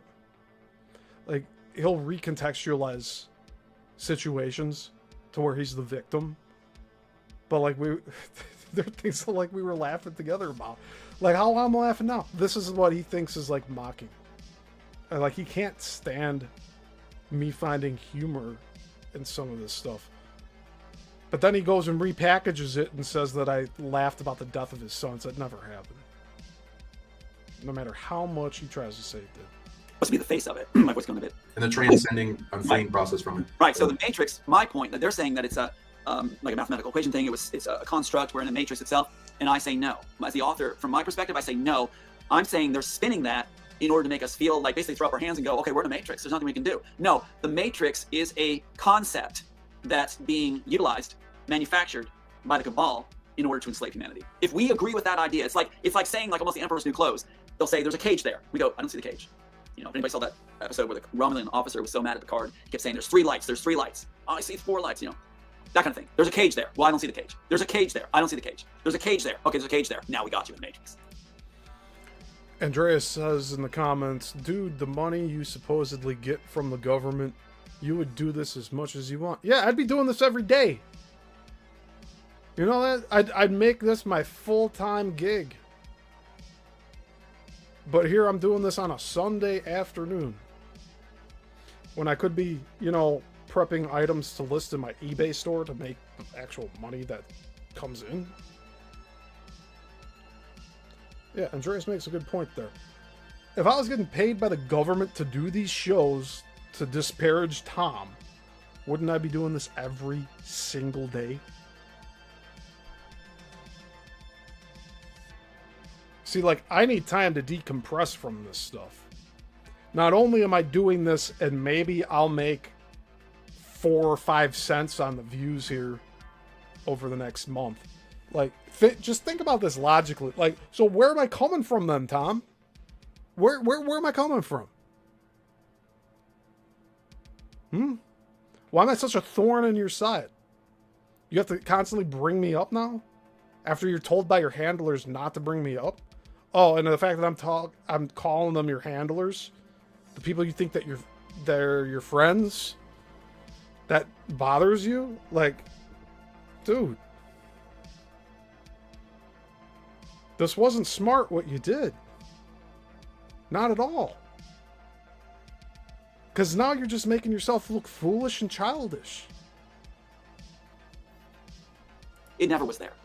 So they're creating a concept that'll enslave us. And that helps them say, look how stupid humanity is. Look how stupid the 99% are. They're stepping into the cage that doesn't even exist. They're wearing the emperor's new clothes. They're enslaving themselves and stepping into the concept we created because we called it, under popular faces, what it is when it wasn't even real. So there is no matrix, I believe. What I believe is the author is, what I was given downloaded, is that we are in a seeded universe. A beautiful, beautiful gift. A created universe with all the right ingredients to make it stable. Like we said, that one grain of sand on the beach. And now our parents hope that we'll get the message. Why are they selecting us and not politicians? Why are they selecting us that are visionaries rather than film moguls who can make the stuff easily, like Steven Spielberg?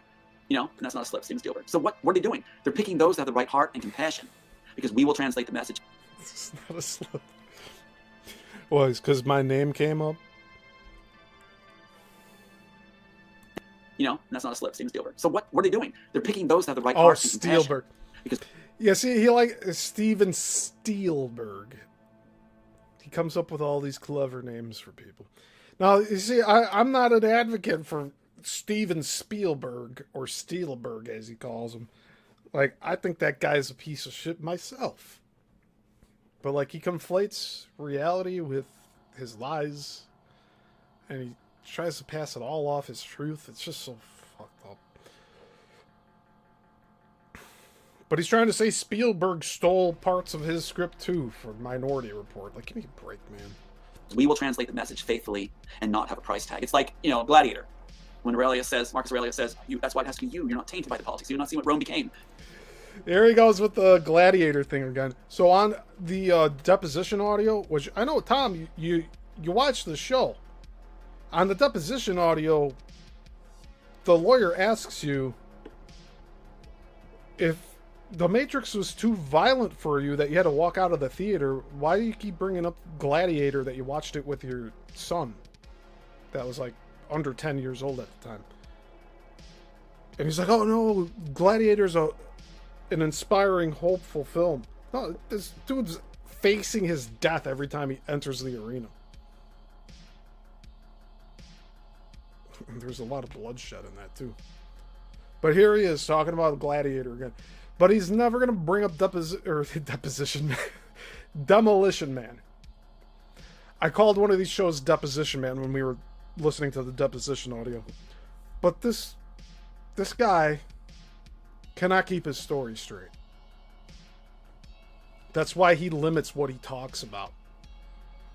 Because if he talks about too much, then the lies will start becoming unraveled. You'll have him on one show saying one thing, and on another show with different details about the same event.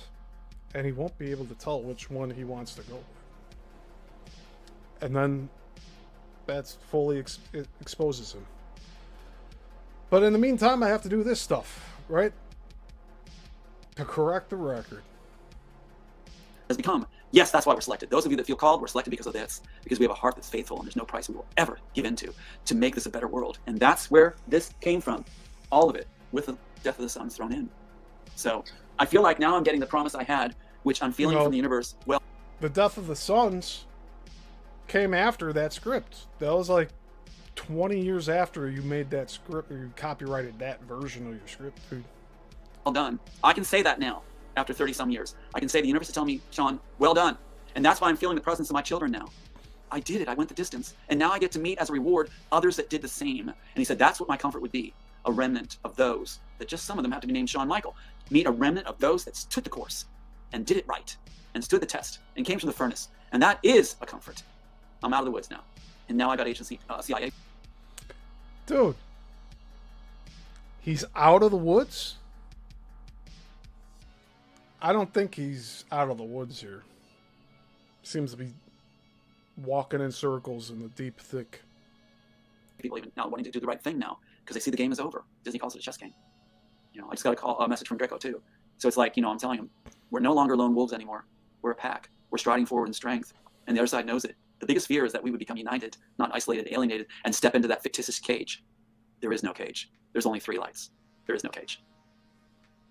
I like that. That's beautiful. So just to get the... But there is no spoon in the Immortals. I'm going on a limb saying that right now. Being that we're 40 pages into both scripts, I don't think we're going to get a spoon scene. I don't think we're going to get a chair scene. I don't think we're going to get the construct kung fu scene. Like, that's all not in the Immortals. So... But he claims to be the author of The Matrix, which makes everyone assume he wrote about the spoon, he wrote about the chairs with the blue and red pills, he wrote about kung fu scenes, wrote about the Nebuchadnezzar, wrote about everything under the sun that's in that first movie. But no. The script that is the shooting script for The Matrix, March of '98. His script that he has copywritten, December of '98. March of '98, The Matrix. December of '98, The Immortals. Just based off of that alone, that information alone, his script came after The Matrix. But if he wrote a draft in '92, '93, that's cool. Don't lie that it showed up on your bed while you were out at a conference in another state. You have no security cameras? That's convenient. You say that people are always out to get you. Why wouldn't you have security cameras in your house? Then you would have had some sort of evidence. Even if they took the cameras out, you'd be like, look, my camera was rolling, and then they zapped it and they broke in. Anything. You could have had the neighbor's camera. Like, did you ever... He never even talks about this. So the cameras on his neighbors' houses that probably are there. Why don't they have any footage of people breaking into his house while he was gone to put the scripts on his bed? I go around here in Illinois. I go knock on doors to get signatures for candidates and referendums and stuff for the ballot for the elections. Half of the houses have Ring cameras. You're telling me on his entire brand new block in Baytown, Texas, that he has no neighbors that has footage pointing at his house from their front porch, showing people entering and leaving his house while he was away? Not to mention he doesn't have security cameras of his own in that house. A brand new house that his mom bought for him. The dude's nearly a senior citizen. He's over 60 years old.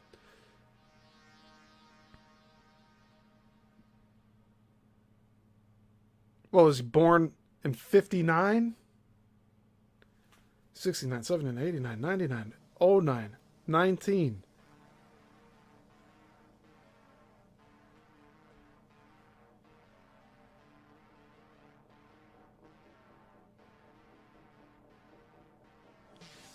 He's 66?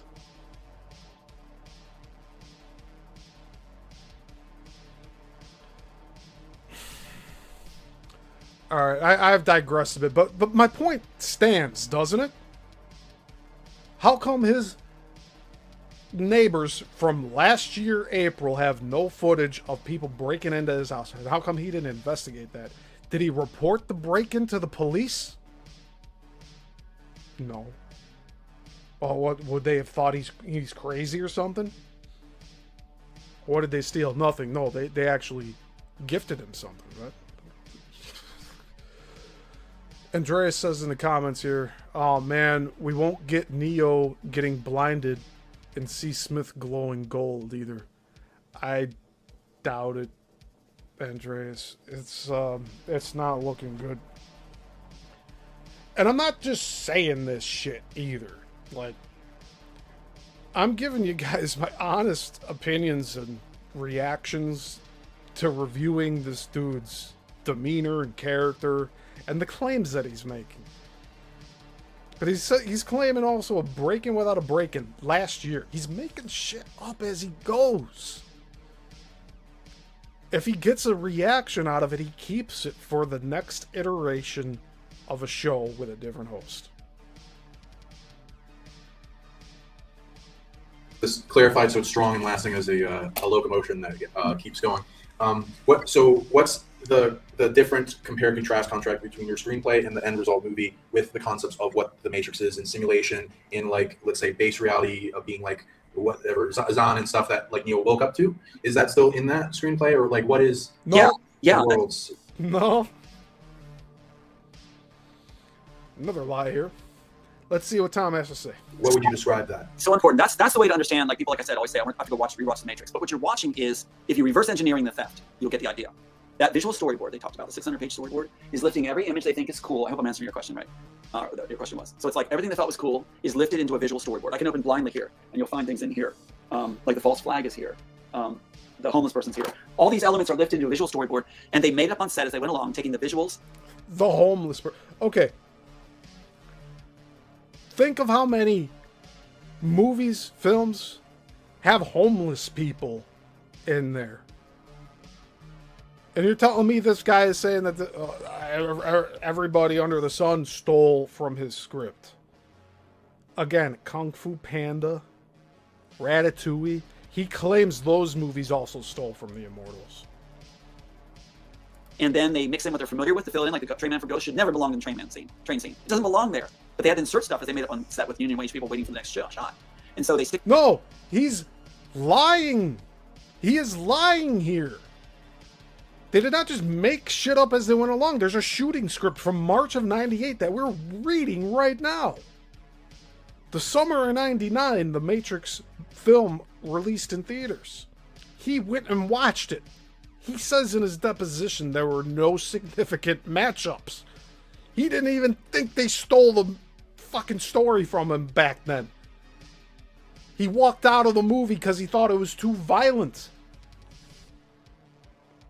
Which in the deposition you also hear about that. Go back and watch my earlier shows of this series. Let's talk about it. It's there. The one titled Deposition, man. Go check it out. That stuff in there. What's interesting is they didn't understand the work. So they figured this is how they sold it to Warner Brothers. We will use the visuals. He's conflating things. The parts where his story makes no sense, that they stole parts of the Immortals and put it together to make the Matrix.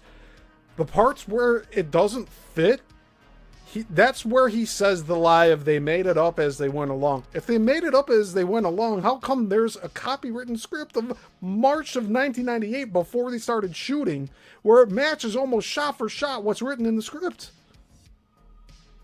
If they indeed were stealing from the Immortals, as he claims they, like, you know how, I mean, this plays into the whole schizophrenia thing.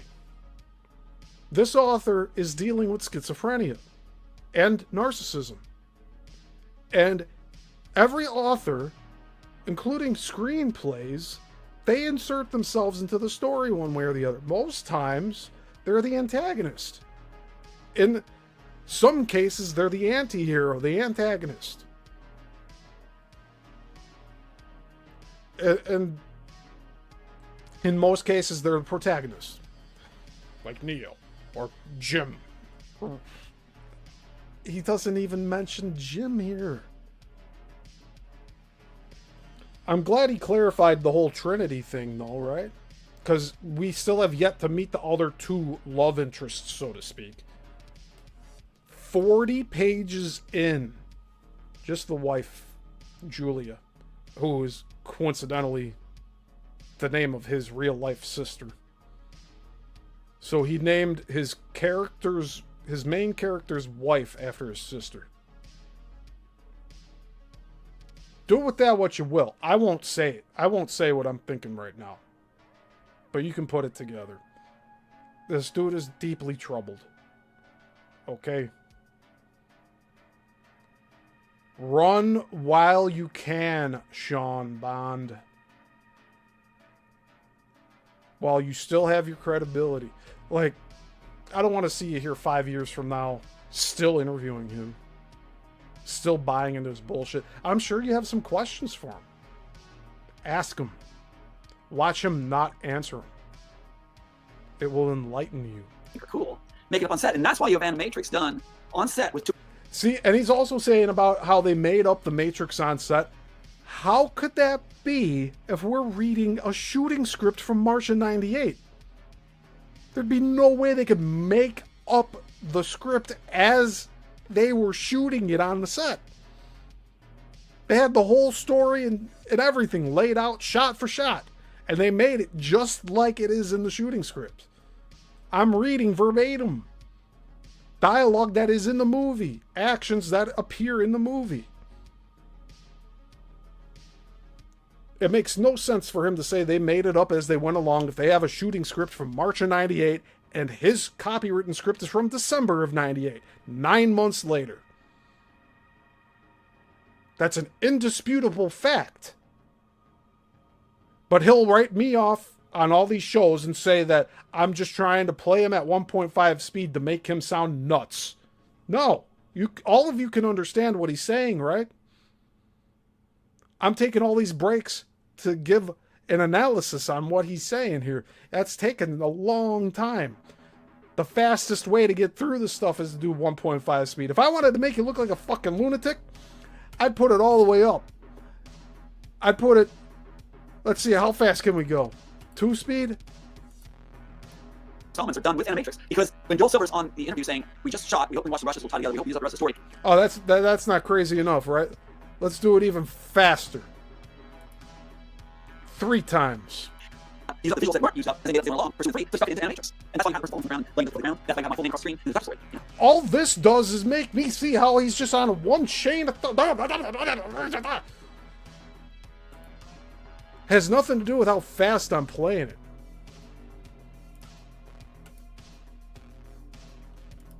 And here's normal. Wachowski's a double bonus for them was they got to bring in the comic book or characters, Japanese directors they were most, fans of, were biggest fans of. They get to work with them on these shorts, which is using up the rest of the story off the visuals. See?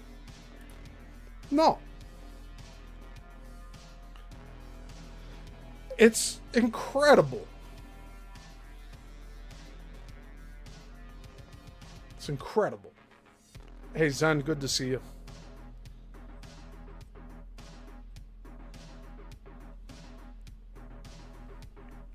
See, if I wanted to really make fun of Tom and how he talks, and let's play the speed super fast, I would have done it already.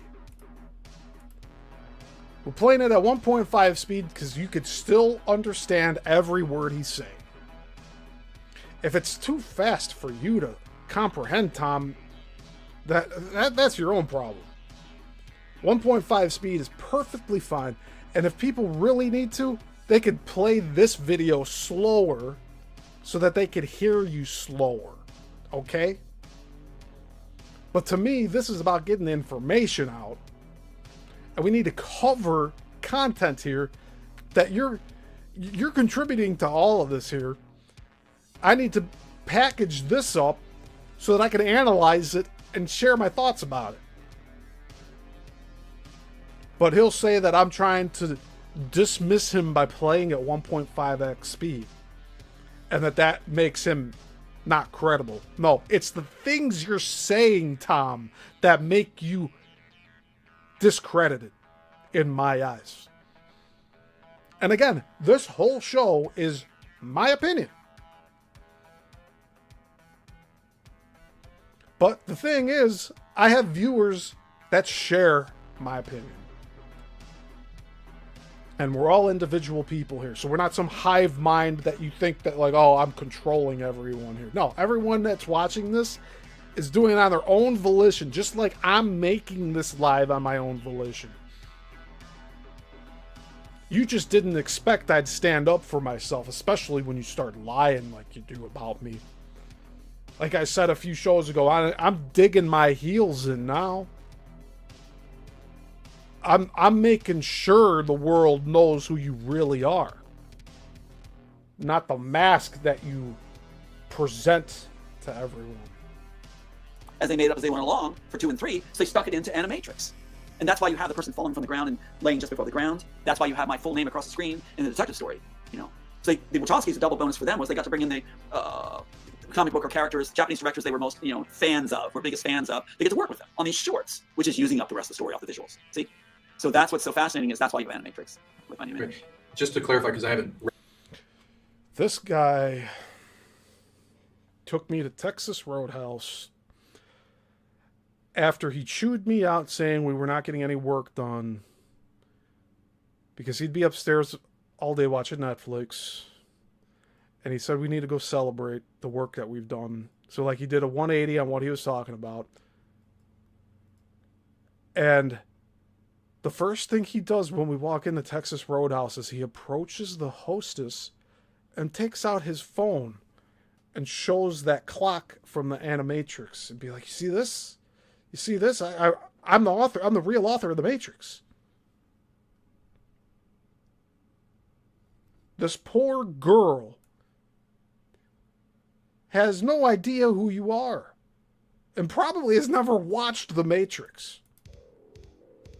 But yet you're here trying to convince her of your credibility. Like, come on, man.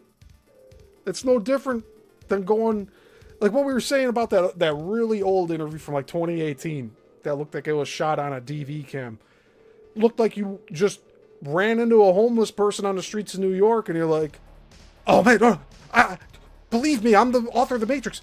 And then the guy's like, well, yeah, I got my own show. You should come on. You should come on in. And then they do the show and it's all blown out audio and everything. And the guy's talking about everything under the sun. But, you know, I digress, right? Hey, Lerny.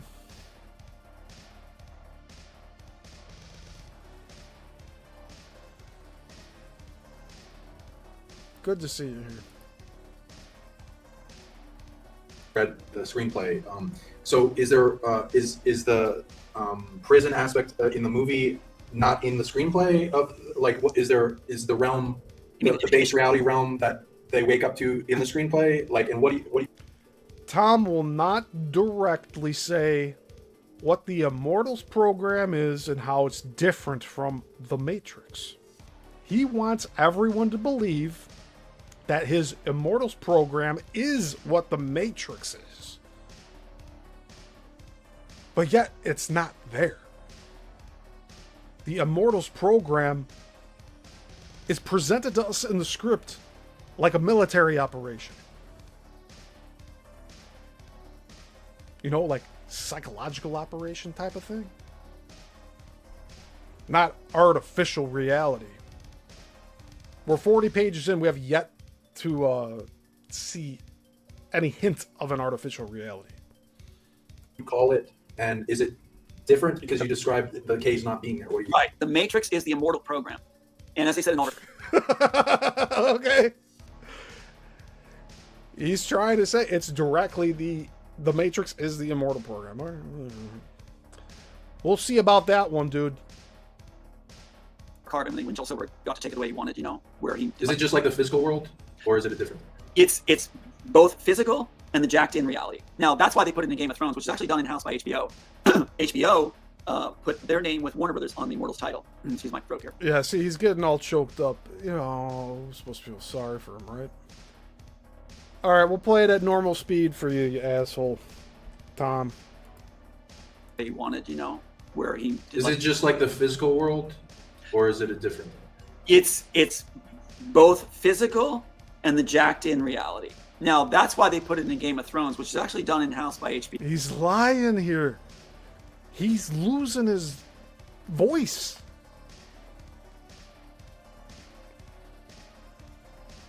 there's certain body language that people give off when they're lying. And Tom is displaying it here right now. Yo, HBO put their name with Warner Brothers on the Immortal. I don't know how to answer this. He should be so confident with his answers. He's been doing this for so long, but he's still talking like he's not confident with what he's speaking about.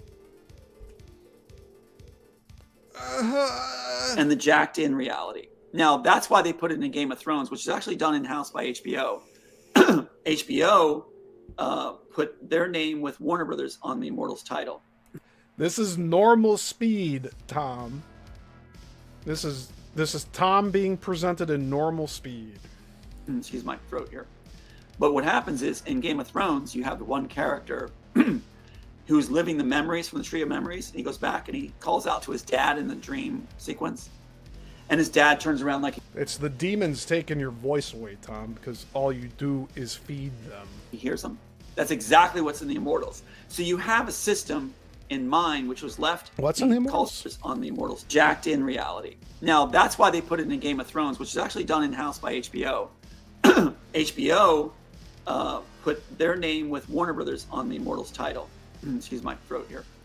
But what happens is, in Game of Thrones, you have the one character who's living the memories from the Tree of Memories. And he goes back and he calls out to his dad in the dream sequence. And his dad turns around like he hears him.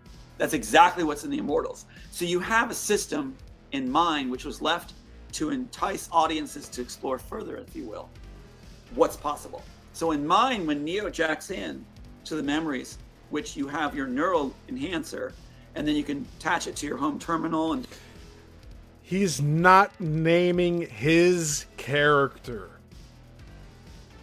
He's saying when Neo jacks in. When Neo this, Neo that, Neo this, Neo... He is not saying Jim.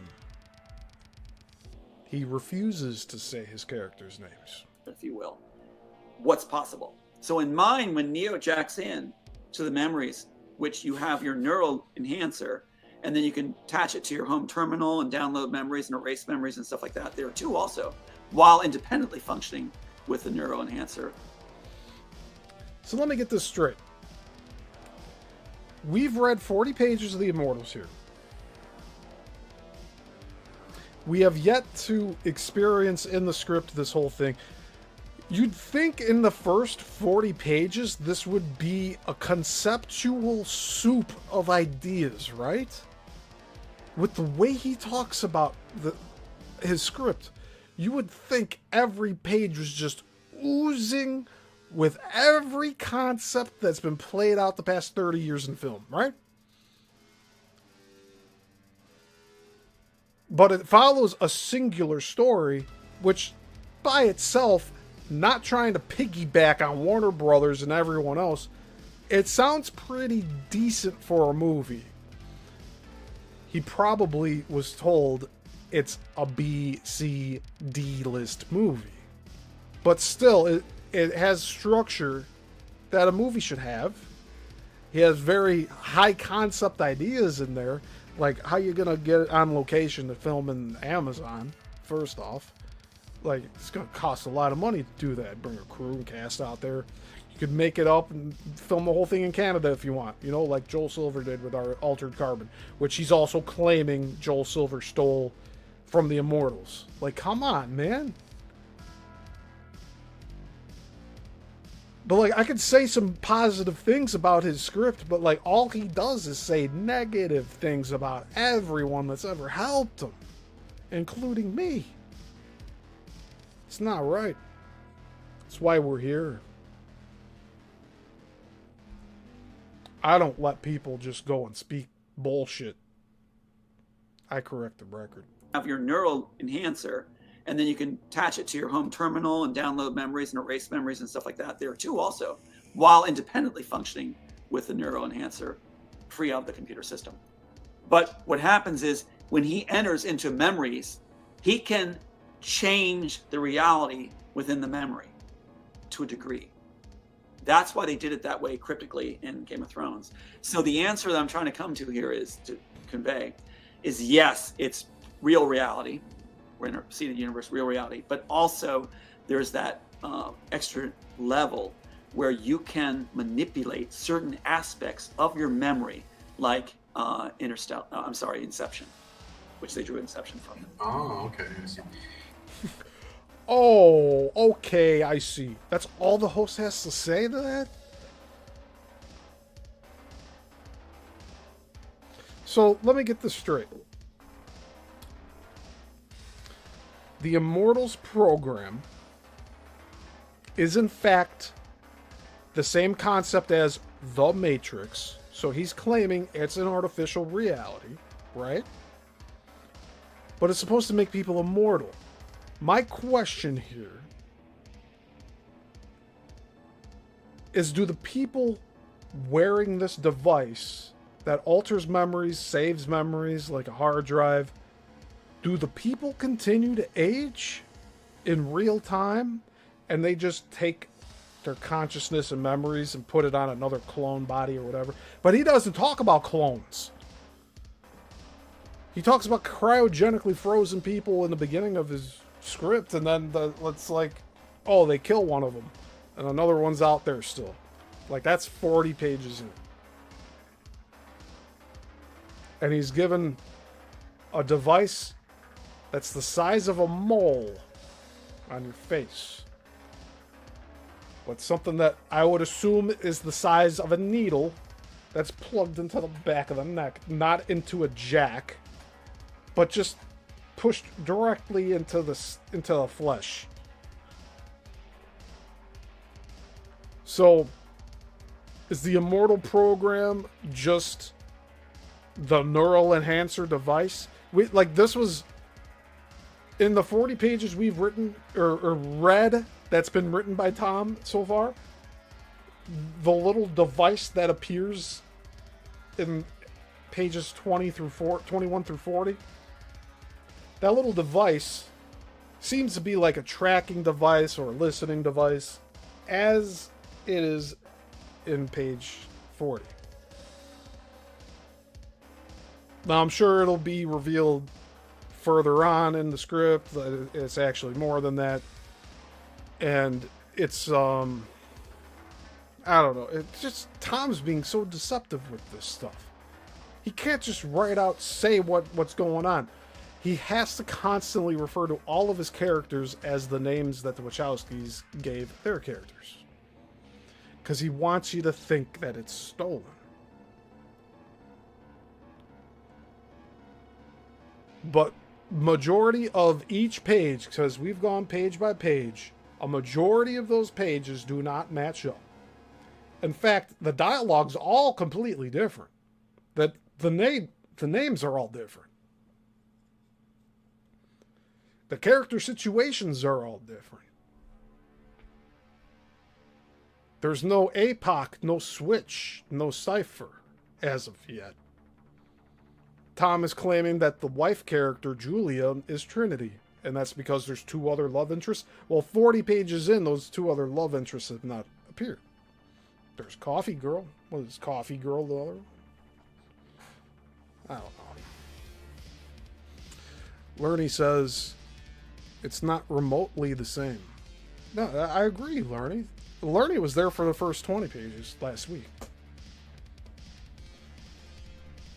Like, we're reading this objectively. Yeah, I interviewed Tom for 2.5 years. Yeah, I've been doing Let's Talk for a year. We're 24 episodes into Let's Talk About It. But we're also doing the Let's Read now. That's going to be 7 parts. We finished part 2 today. Part 3 will be next week. It's a lot of work here.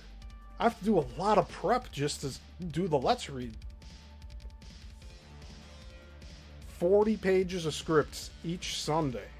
Takes over an hour of prep time for me. That's not including putting the lights and the screen up and getting everything with the camera and microphone ready. Like, there's a lot going into this. But I'm doing this because I believe this is the right thing to do, instead of remaining silent like everyone else has. I'm just thankful that I have the focus that I do to carry this out. Because really, if I remain silent, I'm complicit with the lie that he's trying to project onto the world, aren't I? Wouldn't I be complicit? If I knew that he was lying and I didn't say anything, I'd be no different than Tom. So I'm just making sure, like what was kept over is like, and when I reference space reality, it's kind of like See that big mug he has? You see, I got my copper mug. I have water in it. Like, I'm not doing this to be pretentious or anything. This is how I'm drinking my water. Like, it's just the best way to do it is with the copper mug. But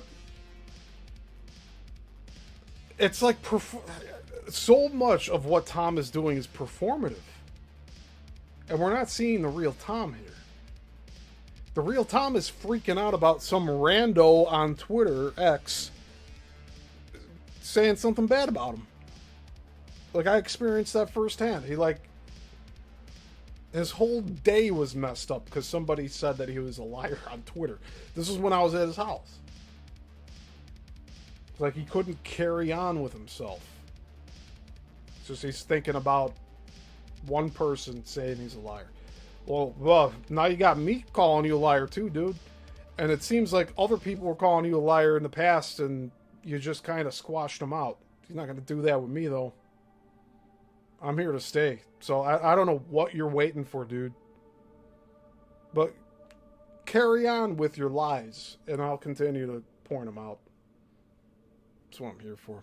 So I'm just making sure, like what was kept over is like, and when I reference space reality, it's kind of like Elon Musk and other people. I'm putting it back to 1.5 speed. Because I want to get through more of this interview. There's a 99+9% chance that this isn't base reality that we're in. Is the concept of, okay, are we dreaming from another place into here? Right. How did you describe, is it the same? What's the difference comparing and contrast of the movie and the screenplay in the description of base reality that Neo wakes up to? Okay, this is such an important question you asked. Because in mine, you're 100% a reality.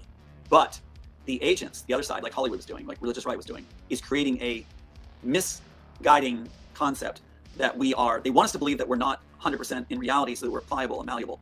And so that's what I was trying to warn also, whispering through this art, was that you are 100%. There is no solid reality, though. Our reality is what we believe.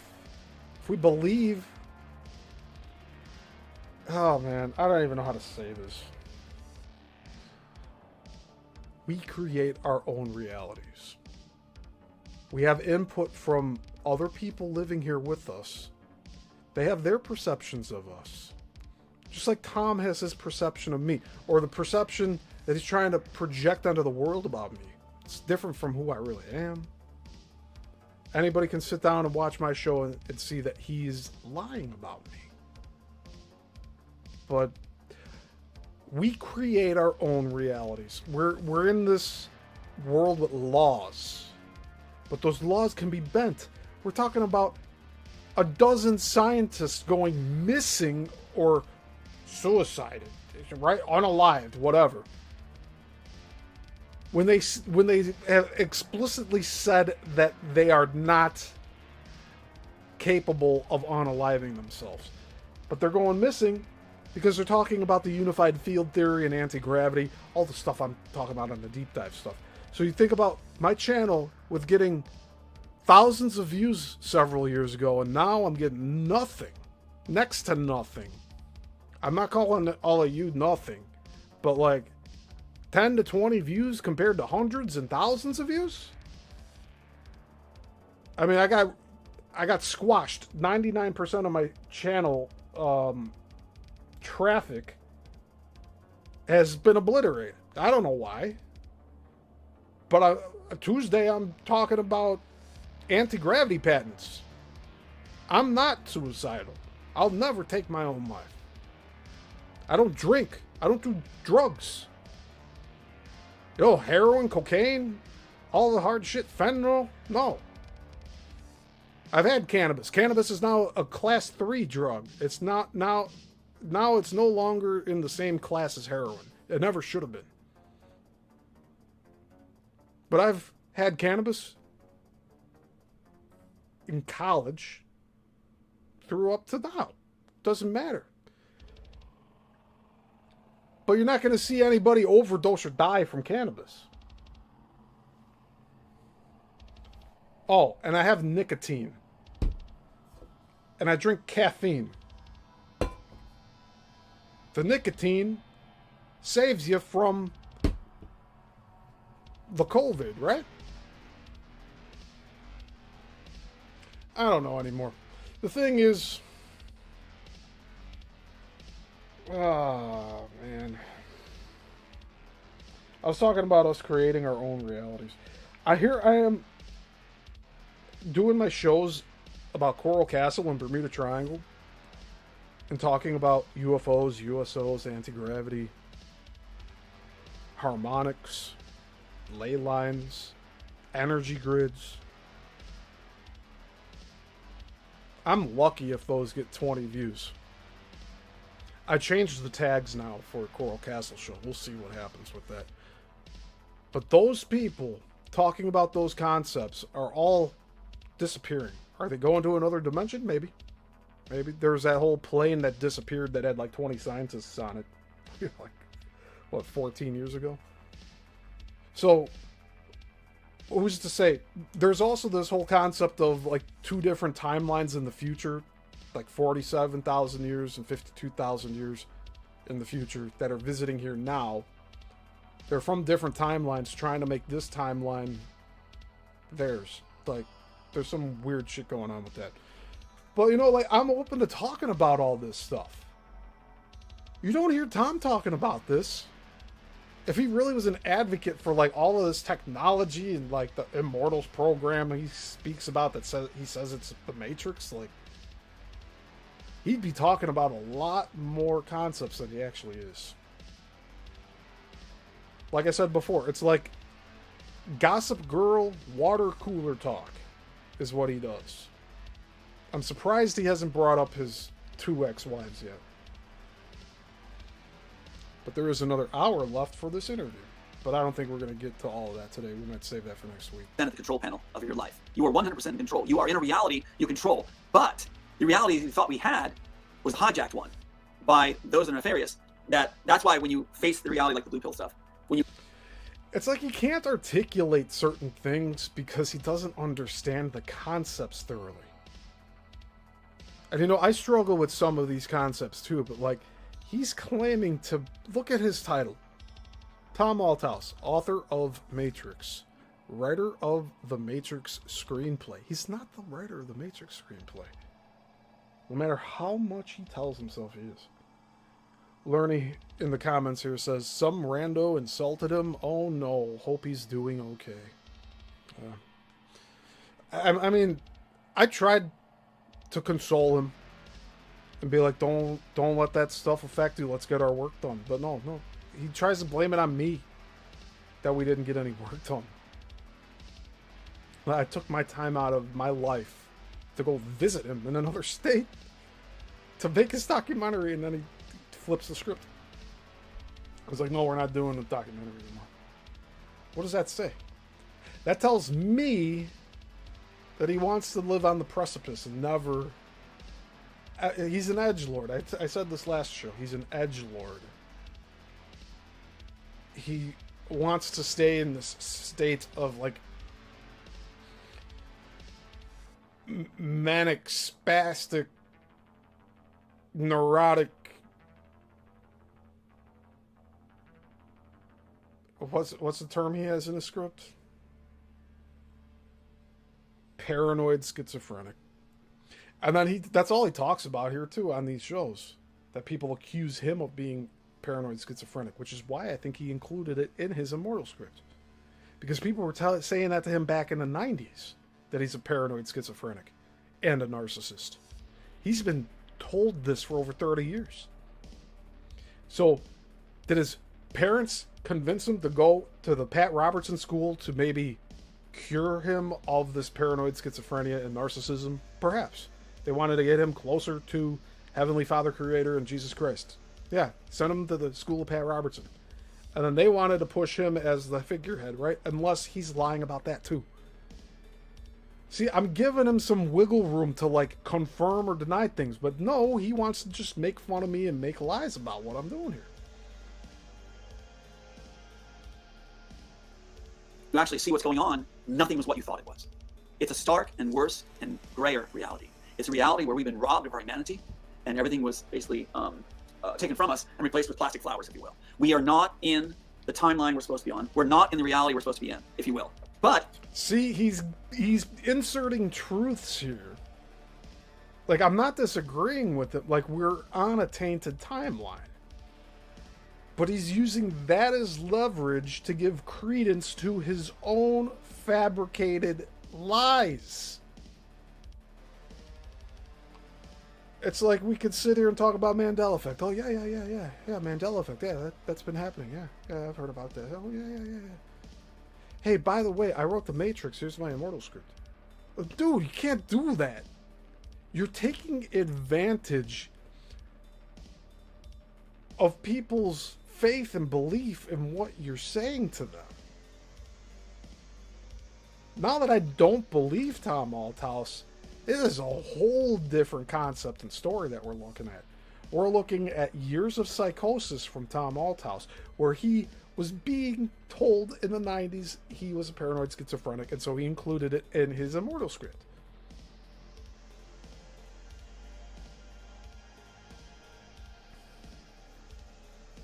Andreas says in the comments here, you know, some writers put or imagine themselves as the main character in the stories they write. Absolutely, yeah. I was even taught about that when I was at Columbia College, Chicago. They're like, pull from real life. Do stories based off of what you've experienced. I didn't agree with that at the time. But in ways, like the content I was making, like The Man, the short film I made, like there's elements in there of like relationships between people, being bullied, having a deceptive partner. Like, I was pulling from my own life with that. I didn't want to admit it at the time. I made the characters older than myself. But his main character, Jim Reese, is married to a girl named Julia. And in real life, his sister is named Julia. Tom's sister is named Julia. And in the Immortal script, the main character's wife is named Julia. So, I don't think he was writing it from his sister's perspective, I'll tell you that much. And who does he think he is? He says he's Neo, so he is playing Jim Reese in his own film. AKA Neo. And that's the way he should present it, but he doesn't. Andreas says, adding their flaws and issues, ego, like Tom with his Immortals. Yeah, exactly, Andreas. Like, it's like you're featuring the struggles that you're currently going through while you're writing what you're writing.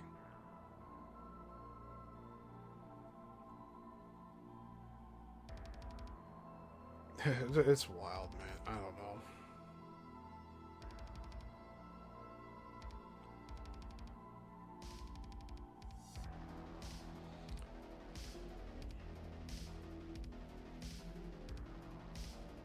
I'm just taking time to think right now. That's why I'm not talking here.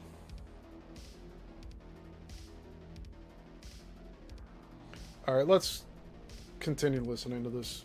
The one that they're plugged into, or the one that they wake up to? The one that we're in Wake Up To is reality, but it shows all the manipulation that was done to deceive us.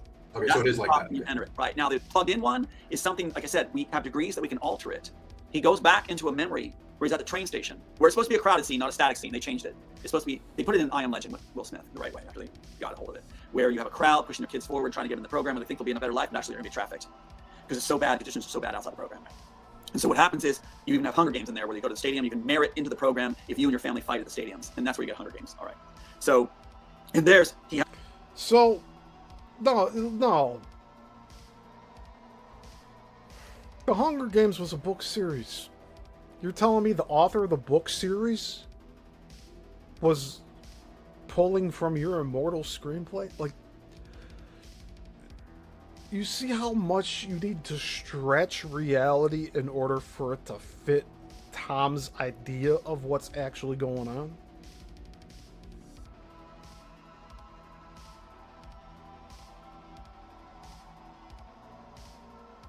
Why would they put his train station scene in I Am Legend? We covered this during the interviews when I had him on. Like, I let him talk about it. But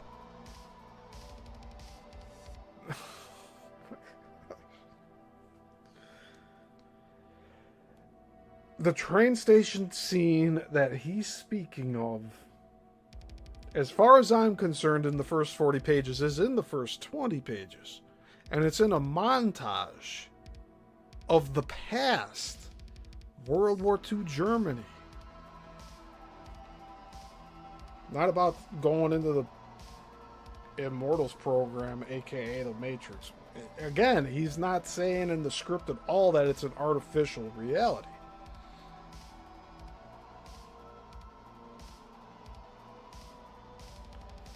If the device that he calls the neural enhancer is a hard drive that records memories, then it's not really an immortality program in the way that he's speaking about immortality, living forever. Because that means that the body will still age and decay and die, but the device will move from person to person, and then just that idea of that person is immortal. But then they can change the memories. So then it's not really even a person anymore. It's a fantasy. But I don't even think he touches these subjects, these concepts. It'd be really interesting if it does, but we're 40 pages in. We should already be buckled in for the ride. And we'll see. We'll see next week. Next week, pages 41 through 60. In 2 weeks, 61 through 80. In 3 weeks, 81 through 100. In 4 weeks, 101 through 120.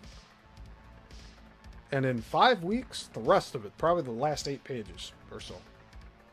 If it's 128.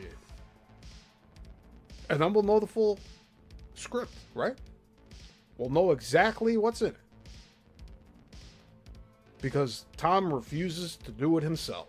I'm doing the work for him. You see that? But maybe he's not doing that, and he hasn't done it, a proper read through, because it shines a spotlight on how dissimilar the scripts are. We're reading from scripts that are 9 months apart, where the shooting script for The Matrix came first and then The Immortals. I'm speaking facts here. The shooting script from March of '98 for The Matrix by the Wachowskis, and the Immortal script from Tom Althouse from December of '98. March of '98, December of '98. 9-month difference.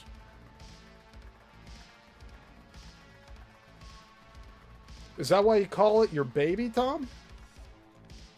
The shooting script for The Matrix was published in March of '98, and then 9 months later, here's your Immortal script, your baby girl, right? As you say. He's not gonna like me saying this, but like, dude, like, do something instead of making fun of my appearance or making up lies about my character, man.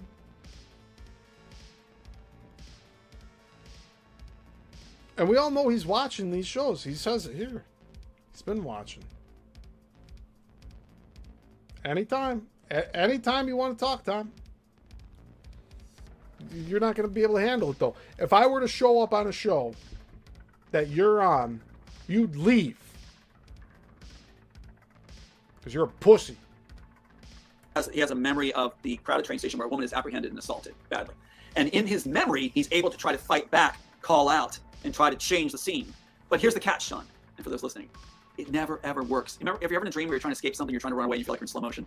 It's that kind of thing where, yes, he is having an effect. He seems to be changing the reality, but never, ever does it bear fruit in a fruitful change. It's a nightmare scenario. And you can get, what I intended was that audiences would be like, yeah, I identify with that. How many times have I experienced something like that in dreams? Is it a dream world? And you can see why Inception was just kicking from this, especially with the dream movie. I had pitched the dream movie. Christopher Nolan says that he wrote Inception over a 10-year period. It's actually inserted in the script itself, where the the one chick that's with Leonardo DiCaprio, Ellen Page. She's like, who would want to be stuck in a dream for 10 years? And that line is actually self-referential to Christopher Nolan writing Inception for 10 years, right? I haven't seen any comparison of the Immortals in Inception, but he's talking about his older screenplay about the Dream movie that he doesn't even name by title. He said he pitched two different ideas, the Immortals and then the Dream movie. So did he even have a title for it? It's really bizarre. Tons of experience something like that in dreams. Is it a dream world? And you can see why Inception was just kicking from this, especially with the dream movie. I had pitched the dream movie. Unless you have a question on that or a comment. But there's a dream movie, like Bonaventure at the pitch session said, this is revolutionary. We're making this at Long Island with Lenny Coco. I have a tape of him saying, yeah, you were here. It all happened. Which is going to evidence in the Matrix case. He said, what else do you have? I said the dream movie. He said, what's a dream movie? I said, well, the dream movie is same characters. Convicts are experimented on in their dreams. And what happens in their dreams, this is 1993, by the way, Sean. What happens in their dreams will happen to their bodies. So one guy is, a friend of the guy is attacked by sharks and he ends up mangled on the car, caught. Later he sees him in the dream and he tries to touch him, thinking he can heal him in the dream world because he's so used to the dream world and reality being mixed. Dreams. Dream movie, like Bonaventure at the pitch session said, this is revolutionary. Yeah, Bonaventure, the guy that said, yeah, he remembered talking to Tom once, and then Tom had a breakdown on an audio that he recorded, being like, oh, this is it. Like, we got it. We got the evidence we needed. Apparently it wasn't enough, dude. You never talked about it again. Never showed that, or never aired that audio clip ever again after Aquarius Rising Africa. Another host that Tom has not returned to. We're making this at Long Island with Lenny Coco. We'll have a tape of him saying, yeah, you were here. Yeah, he has a tape, and then he proceeds to bawl his eyes out in audio about it. That's on the Aquarius Rising Africa channel. All right, I'm back to playing at normal speed. All happened, which is going into evidence in the Matrix case. He said, what else do you have? I said the dream movie. He said, what's a dream movie? I said, well... Okay, and again, he talks about that going into the evidence for the Matrix case. What case? He's been talking about a case that doesn't exist for the past 4 years. Since I've been talking with him, there's no case. There's no case being built. There's no attorneys working with him right now. What's really going on? Just like the infamous documentary that's never made. Where is it? Oh, there's multiple documentaries going on. Well, did any of them finish yet? Why not? You'd think one of them would be done. We'll have a tape of him saying, yeah, you were here. It all happened. Which is going into evidence in the Matrix case. He said, what else do you have? I said the dream movie. He said, what's a dream movie? I said, well, the dream movie is same characters. Convicts are experimented on in their dreams. And what happens in their dreams, this is 1993, by the way, Sean. What happens in their dreams will happen to their bodies. So one guy is, a friend of the guy is attacked by sharks and he ends up mangled on the car, caught. Later he sees him in the dream and What is going on with his speech here? Okay, I played it normal speed so we can hear him say the word car, but he says it 3 times here. It's just really bizarre. I want to cover it again, just to listen to what he does here. What happens in their dreams will happen to their bodies. So one guy's, a friend of the guy is attacked by sharks, and he ends up mangled on the car. Caught. Later, he sees him in the dream. Car. What is he saying? Getting spastic. And this is at normal speed, by the way. So, like, whatever. Tom's saying I'm speeding this up to make him sound discredited. Like, no, this is him at normal speed right now, flubbing up his speech. What happens in their dreams will happen to their bodies. So one guy's, a friend of the guy is attacked by sharks, and he ends up mangled on the car. Caught. Later, he sees him in the dream, and he tries to touch him, thinking he can heal him in the dream world, because he's so used to the dream world and reality being mixed. Lerny says his inner crow came out. Caw. Tom, these are my viewers saying this. And yet, I'm taking all the bullets here for it. All right. Shame on you, Lerny. It's funny, but... No, I've said it before. Everyone's their own individual person. And that includes me. And I'm not paid to do this by anybody. I'm not able to be bought, manipulated, or swayed in any way to make me do things that are outside of my morals. One of my morals is getting the truth out to people. Finding truth in film and politics. There's things here that Tom is saying there's truth to. But not his whole story of how everybody's stealing his fucking script. When he goes on a side tangent talking about general concepts. There's truth in those concepts, but they're not his. But he tries to make that give validity to the bullshit he's spreading about himself. Ends up mangled on the car. Caught. Later, he sees him in the dream, and he tries to touch him, thinking he can heal him in the dream world, because he's so used to the dream world and reality being mixed. And the guy, it's like a jump scare. He starts screaming and yelling after talking in a normal voice. Well, they put that in Animatrix, again, using up the story of the dream movie. They put it in Animatrix, the robot, where the girl's dead, robot puts her back in the dream, and then he goes to touch her, and she freaks out. They kept the exact same thing as one of the last things entered from the dream movie being pitched to Bonaventura. So also in it, you have a circle where our character learns to fly to escape danger, right? That's what works.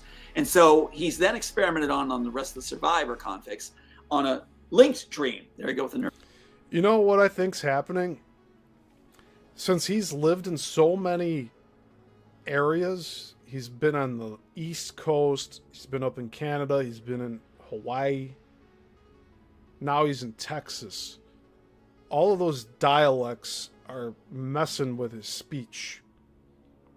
So he's saying ka, like he's on the East Coast, instead of car. Here, I have a Midwest accent. I'm sure a lot of you notice it. But, like, I really don't most of the time. Unless I'm saying, let's talk about it. Right? Like, that's me over-exaggerating my Midwest accent here. Okay, you gotta know what you gotta do. You gotta do what you gotta do. But that's, I think, what's happening here.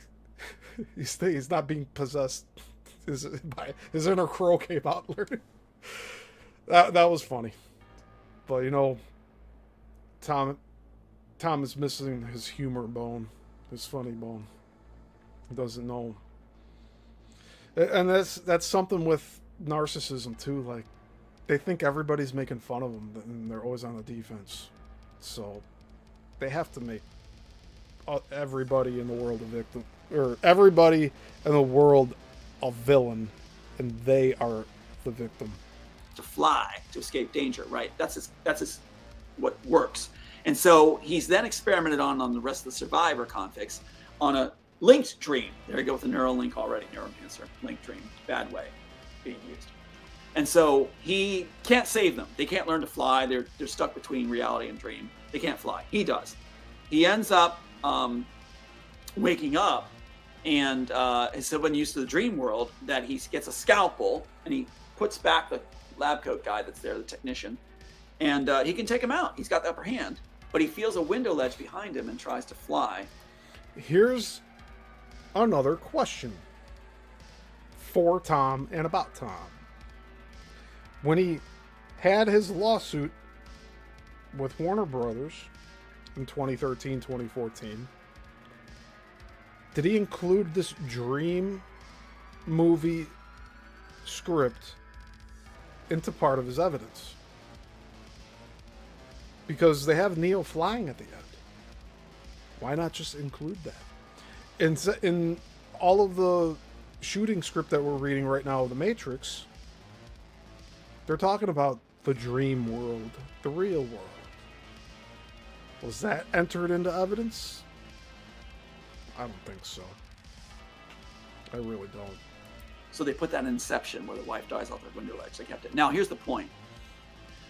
And he waking up, and so when used to the dream world, that he gets a scalpel and he puts back the lab coat guy that's there, the technician, and he can take him out. He's got the upper hand, but he feels a window ledge behind him and tries to fly. So they put that in Inception, where the wife dies off the window ledge. They kept it. Now here's the point. Wachowski saw it, I'm told, and they thought, oh wow, Neo, let's mix it together. Let's get credit for everything. They want to use up the story. We'll put the dream movie with the Immortals, and we'll make Neo Superman. He'll have Superman powers. He'll fly. They'll go to phone booths. He'll jump over buildings with a single bound. It's so asinine and juvenile. It doesn't work for the story. Now you've got it where the architect doesn't have the control of the story, where he's going to give the green light to Smith to take him out, and he can't. But yes, the architect in The Matrix does have control over the story. He destroyed the Matrix 6 times before, according to the Wachowski canon.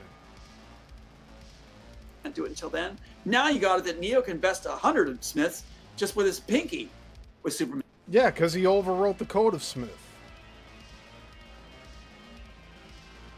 And he believes in himself more in Reloaded.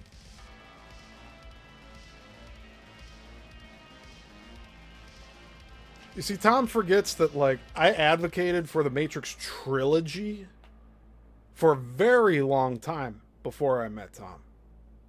In fact, I'd want to say 19 years. I advocated for the genius of the Matrix trilogy. People crapped on the sequels. I found the good in it, and I tried to project my own thoughts on what the story elements were and how they spoke to me. That's why I thought it was a great idea to bring Tom on my show, because he was claiming to be the original author of The Matrix. But I wouldn't let him directly outright say that, because he did not write the screenplay that became The Matrix. He wrote The Immortals, and he just thinks that the studios stole bits and pieces and scattered it throughout time. Man powers and get a pylon and bust out it and fly. It should never have been done. But that's why you have phone booths, which I've said is just stupid. Sorry. Phone booths, all the Smith or the architects have to do is just limit the number of phone booths, bug them like rat traps, and there you got Smith. You got them right at the beginning of the movie. But yet, Tom says he didn't have a phone booth in the Immortals script, yet we just read about a phone booth in the Immortals script today. But the phone booth was by this Nazi character that ends up dead, being blown up in a house with his wife. I don't know what to say. I asked him about the phone booths when he was on this channel. He said they did it because of Superman. But he has one scene with a phone booth. You have to keep in mind this was in the 1990s when phone booths were as common as cell phones are today. If you wanted to make a call in the public, you went to a phone booth. Remember the whole collect call thing? 1-800-COLLECT? We had a baby pizza boy. Yeah, phone booths were everywhere. Every gas station. Used in the Terminator franchise. I want to know how connected Tom is to Sophia Stewart. That's another question that we'll probably dive into on another day. Going to these phone booths, you're caught. Boom, stop. Gone. You bit the cheese. It's so dumb. But what do they do with Neil Tyson after I had said about this being stupid? They now have him coming out and saying, well, I know the telephone booths look kind of dumb, but it was a necessary evil. There was no other way to do it. No, Neil, paid off by Warner Brothers. You can do it where originally the mortals had it, which is you jack into your own laptop you carry with you. You can. Who's Neil Tyson? I want to write that name. I'm going to be ending the show soon, everyone. Don't worry. I know we're about to hit 3 hours. I didn't intend to be going this long today. I wanted to keep it at 2 hours. But you know, Tom's bitching and complaining about playing it at 1.5 speed. This is what happens if we play it at normal speed. We end up having monster-sized shows. You can get into the program through your own laptop. And if your laptop's destroyed, don't worry about it. You're already in the program. So the thing is, like, you can escape better than telephone booths. But the reason they have telephone booths isn't what Neil said. It's because they thought that it'd be cool to mix the two movies, the Dream movie, which they said, this looks like Superman. Does that make sense? When you know what goes on, it's pretty stupid, isn't it? They go off the... So, another thing is, did he ever get the Dream movie copywritten, and why not?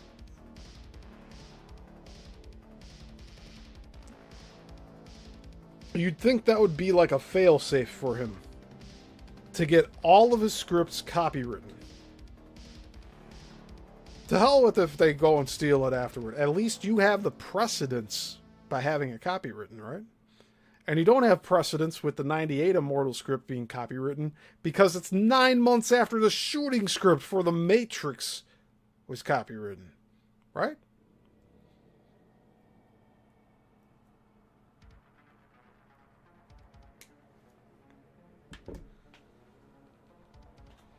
Where's the pages for the Dream movie script? Why doesn't Tom show them here? Unless it says loosely held together as his claims of the Immortals being the basis for the Matrix. That they stole his ideas. Mystique of, like, people will never know, we're never going to answer your questions. And they even said that audiences are explaining stuff and thanking audiences for making sense. Where I have one generation of Zion, because the architect knows he's going to use it later, the free people to come out. They made it 6, and later they said on their fan page it was supposed to be 1, and thanked audiences for letting them know. Well, they should just look at the original work they took, which they hadn't during Discovery. So see, these are taught. He has rehearsed responses. If the host's questions do not fit these rehearsed responses, then he deflects the question and makes the answer about something else. Because I've heard him say these exact words on other shows. all these kind of things happen. Anyway, enough on that. That's why you have telephone booths. It makes no sense. It's the dumbest thing you can do because you can just rat trap those. Yeah. Okay. And here's the host, Sean Bond. Oh, okay. Okay. So what is your perception from writing the concepts of the jacking into, let's say, a deeper hologramic graphic dream within a dream within a dream or whatever? Right. And like, do you see this as already happened to us or something that? So again, I don't.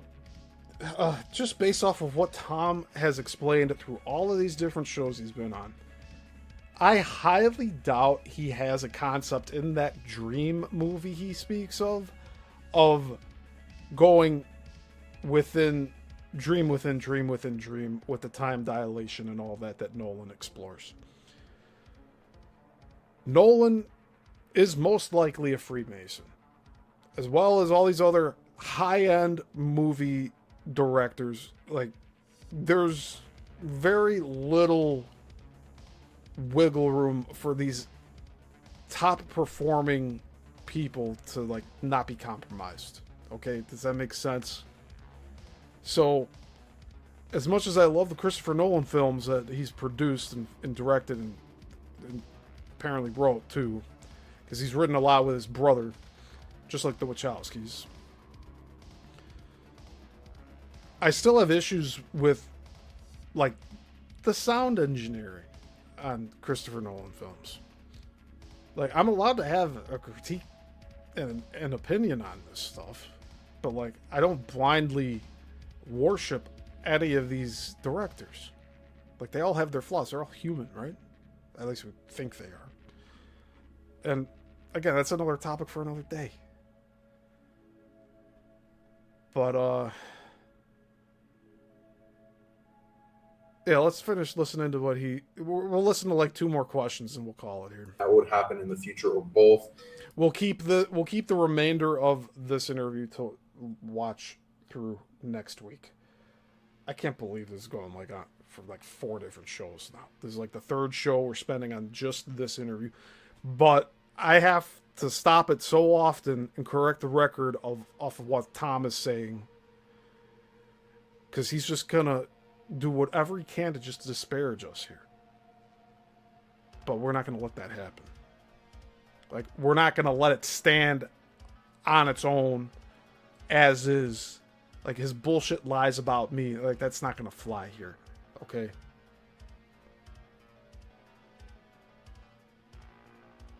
I remember there was a viral clip of someone that was claiming to be a part of the writing of Matrix, saying that it's like a pre-script to the Terminator or something. Yeah, why don't you just name Sophia Stewart Sean Bond? What's wrong with you? You see how everyone's walking on eggshells around Tom? They don't want to trigger him. Well, she says that, but it's nothing to do with the Terminator. No, it's not. Just as No, and you know, there's other people that reviewed the book that Sophia Stewart released about her script, and it has nothing to do with the Matrix or the Terminator. So, did Tom just see Sophia Stewart and think he could do it better? He could run the grift better? These are all valid questions. Just like I was saying last show. Valid questions. You can make fun of my appearance all you want. You can make fun of how I run my show all you want, Tom. But I'm here asking the real questions that I'll probably never get answers to from you. But I still am here doing it. On my own volition.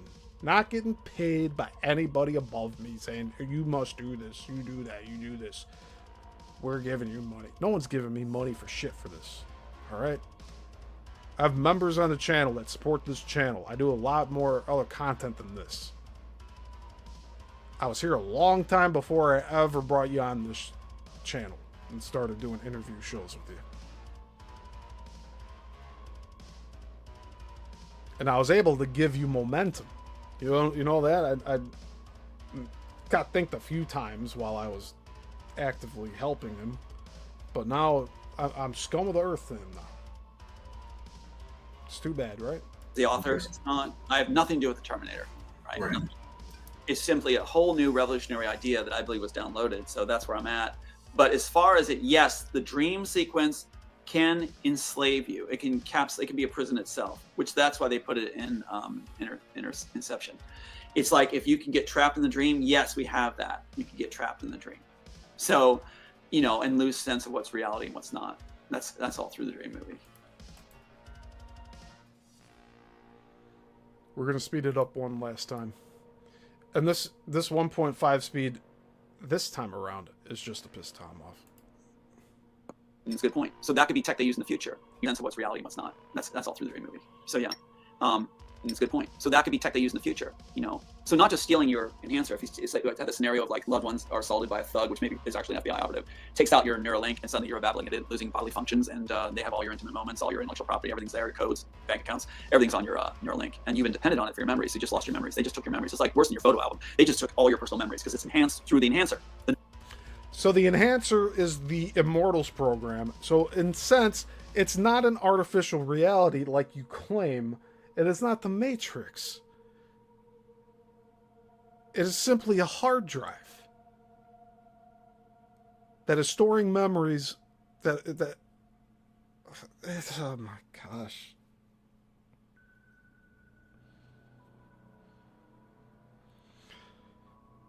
I could see how people using the device in his story would lose brain function relying off of a hard drive to live day to day. But you're talking about someone having immortality based off of a hard drive of memories?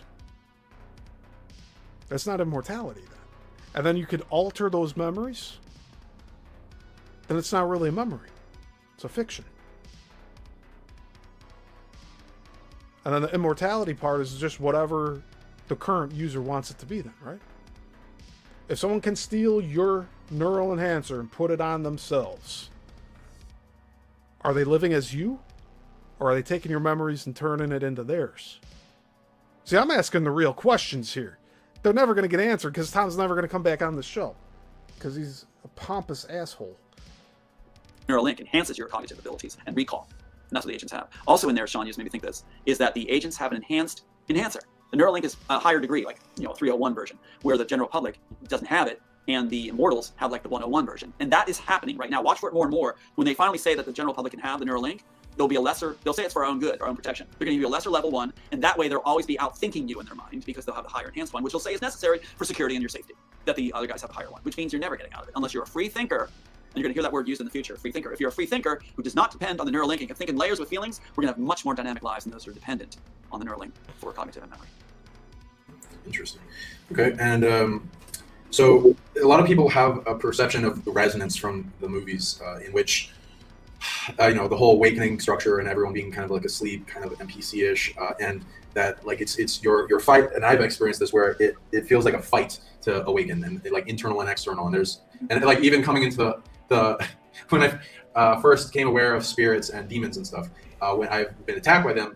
In the first bits of it, they did not even want me to know they existed. It would just come in the form of like pain, headaches, overwhelmed, negative emotions, thoughts, influence, And then when you question them deeply and they don't see them, they then attack you, and it's like overwhelming, and it's like, holy shit, it's like intelligent. And it seems like there's like a construct, a domination control system spiritually around us as awakening humanity. What is your perspective and I think that's very important. Just that ability or that susceptibleness to have that happen. The Neuralink is part of this too, and what the plan was, which is in the Immortals also, which you're going to see manifest if it's still in the wrong hands, which is Elon Musk and the rest of them, which is all part of the, keep it as like they got strings on them. Those that give it to them have control of those parties. They're faces of it. And so what you have is the Neuralink is able to be, it's in the original piece where the architect, when Neo is in Underground, when Neo goes to Underground and they have to take his enhancer out, and replace it with Smith's. You mean when Jim Reese goes underground and have to replace the neural enhancer with Behringer? See how deceptive he is? His excuse will be, I'm trying to recontextualize it for those not all caught up. No, it's not how you approach this. Piece where the architect, when Neo is in Underground, when Neo goes to Underground and they have to take his enhancer out, and replace it with Smith's, to use Smith's memories, he's going to feel everything Smith feels, and how the personality Smith has is going to start to take over. That leads to the femme fatale scene in the room monitors, where he starts to attack Trinity because he's lusting after her with Smith feelings, and she has to cut out.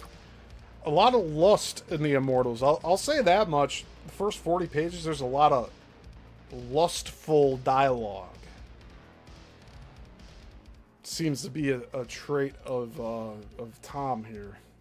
With like we've seen it here on this show, and let's talk about it. Like he flirted with Carmen Studer while Angela Davis was sitting next to him in the same shot. Apparently that was his lover at the time. I don't even know what's going on anymore. There's so many layers to Tom's life, right? Pull it out of them and renders him basically helpless while the guards pile in on her, and she saves him by dissolving them with her. But the point I'm making is the architect, they said in Underground, had diseased Neo's program for a time release for when he's in Underground, that suddenly it would start him to age painfully, it would start him to envision things. It's like a horror show that's timed for a certain point. The architect already knows the events that will occur, right?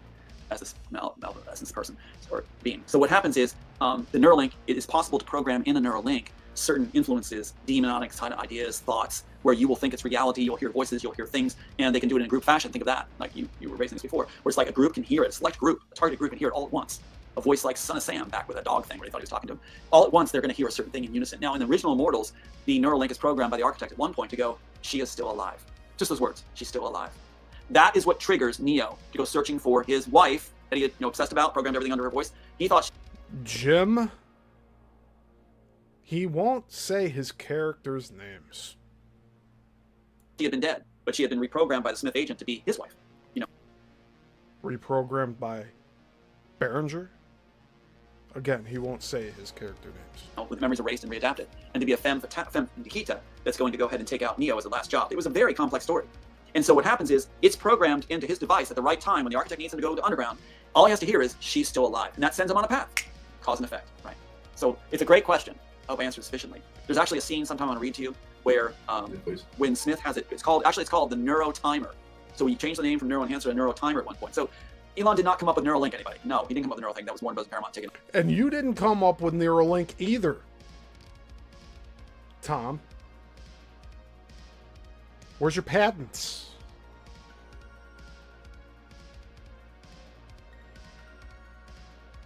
It's not the copywritten script, I'll tell you that much. Size of a mole.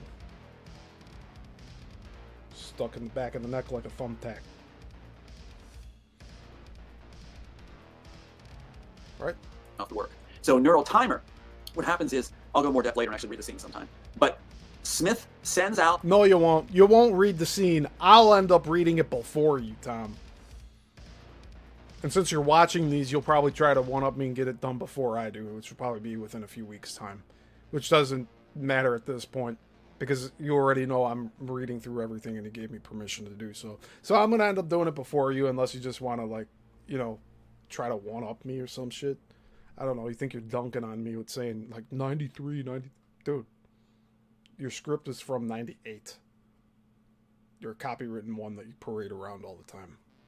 9 months after the shooting script for The Matrix, which is shot for shot what's in the final cut. So can't say that they're making it up as they went along on the set if they have a shooting script from March of 98 that matches what the film released in summer of 99 was.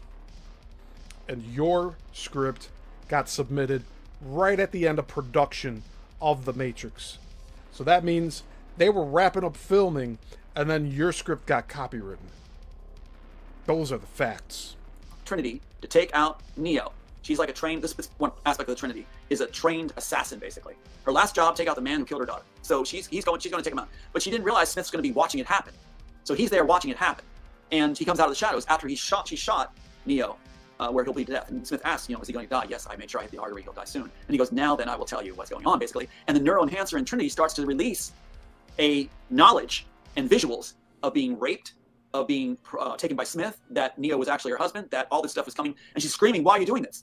I wanted to enjoy you both suffer. I want to see you both die, basically. It's better written. But he had neuro-timed it.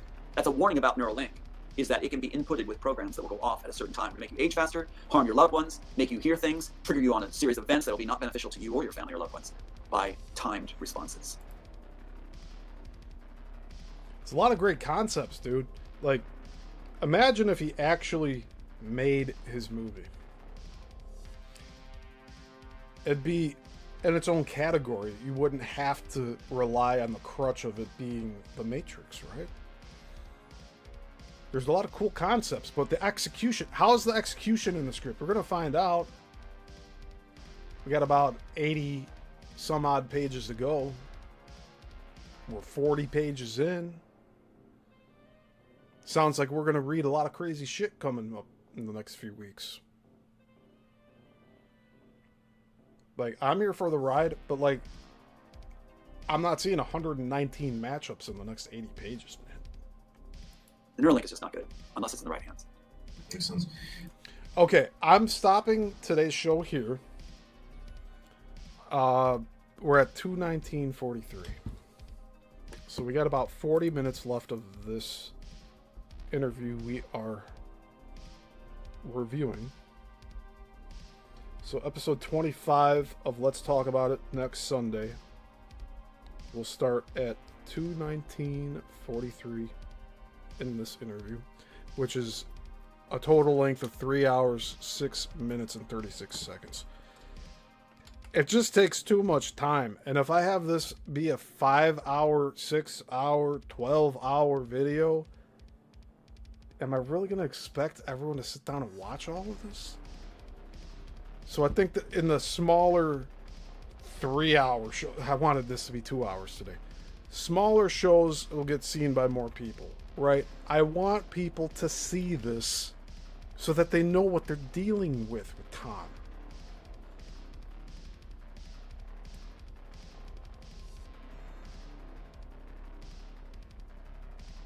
But that's enough for today. So, I really appreciate y'all being here. Again, be sure to like the video, the live, eventually the re-upload when I do the re-upload.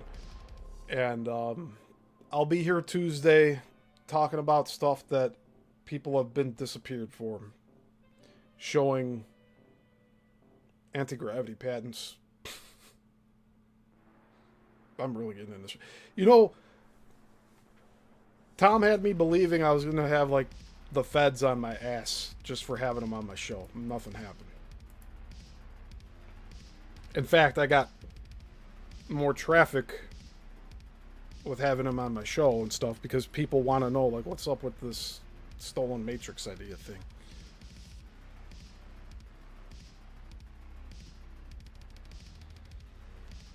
Lerny says, I think a very long video is rather intimidating for anyone who's just curious. Yeah, and I agree. So, like, I'm just trying to keep these as short as I can. I figure 2 hours would be a good, like, time to have this capped off at.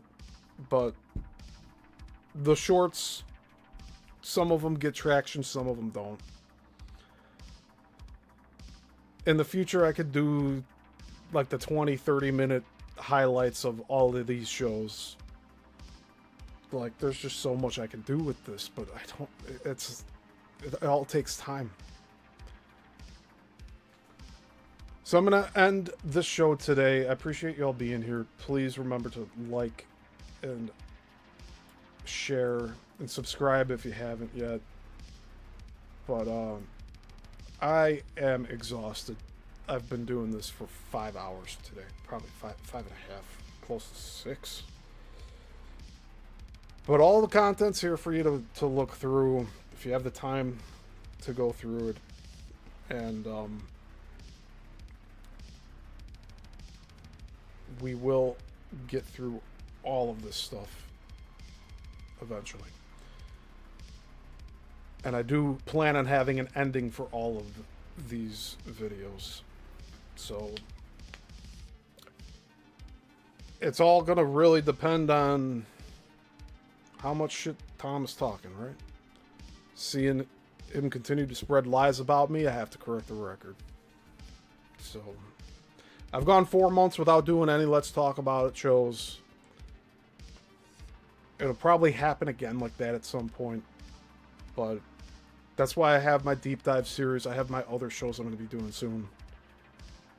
I have intros made for multiple shows that I haven't even started yet. So I'm looking forward to doing that and rolling those out. But Tuesday I'll be back here for Coral Castle, 6 p.m. Central Time. We're covering anti-gravity patents. We're going to be looking at a lot of different diagrams. It's going to be interesting. And Thursday will be the last chapter of the Bermuda Triangle 2 book by G&J Kassar on my deep dive into the Bermuda Triangle. I do plan on doing a different format for these deep dives after these books are done. In fact, I might do what I was talking about earlier with this Let's Talk show and go and make shorter edits of all the parts that I've done of the deep dives. Just to make them more palatable for first-time viewers. But that'll do it for today. Until the next one. Class dismissed.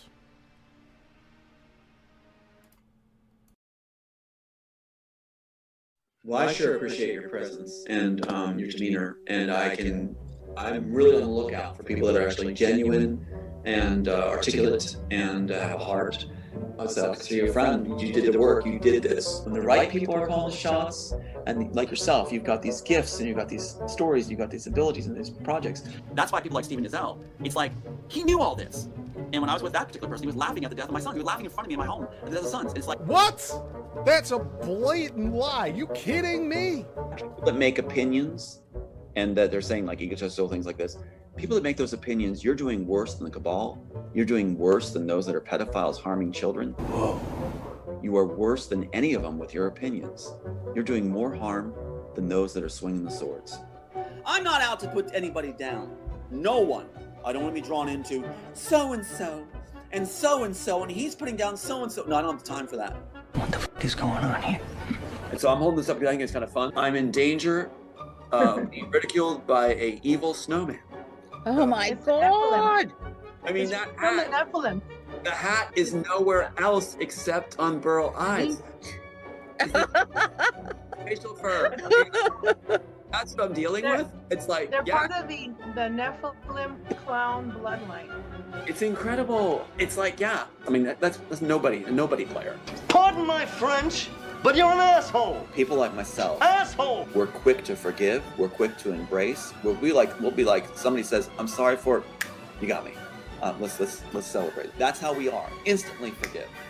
This garbage of false glory has got to stop, and I'm tired of it. Let's stop being turned on each other, and let's stop looking for ways to accuse each other of turning on each other, and let's start lifting each other. And we've got this. Those 14 other screenplays going on 15 that I have is for the new world order, new world that is our people. Yeah. So I am presenting my honorary Queen of the World for your courage, Thank you. brilliance, beauty, compassion, divine feminine, and never say no. Thank you, baby. There you are. Yeah, if I'm a fraud, bring it on. Let's do it. Come on, it'll be easy to debunk if I'm a fraud. For me and the Lord, we got an understanding. We're on a mission from God.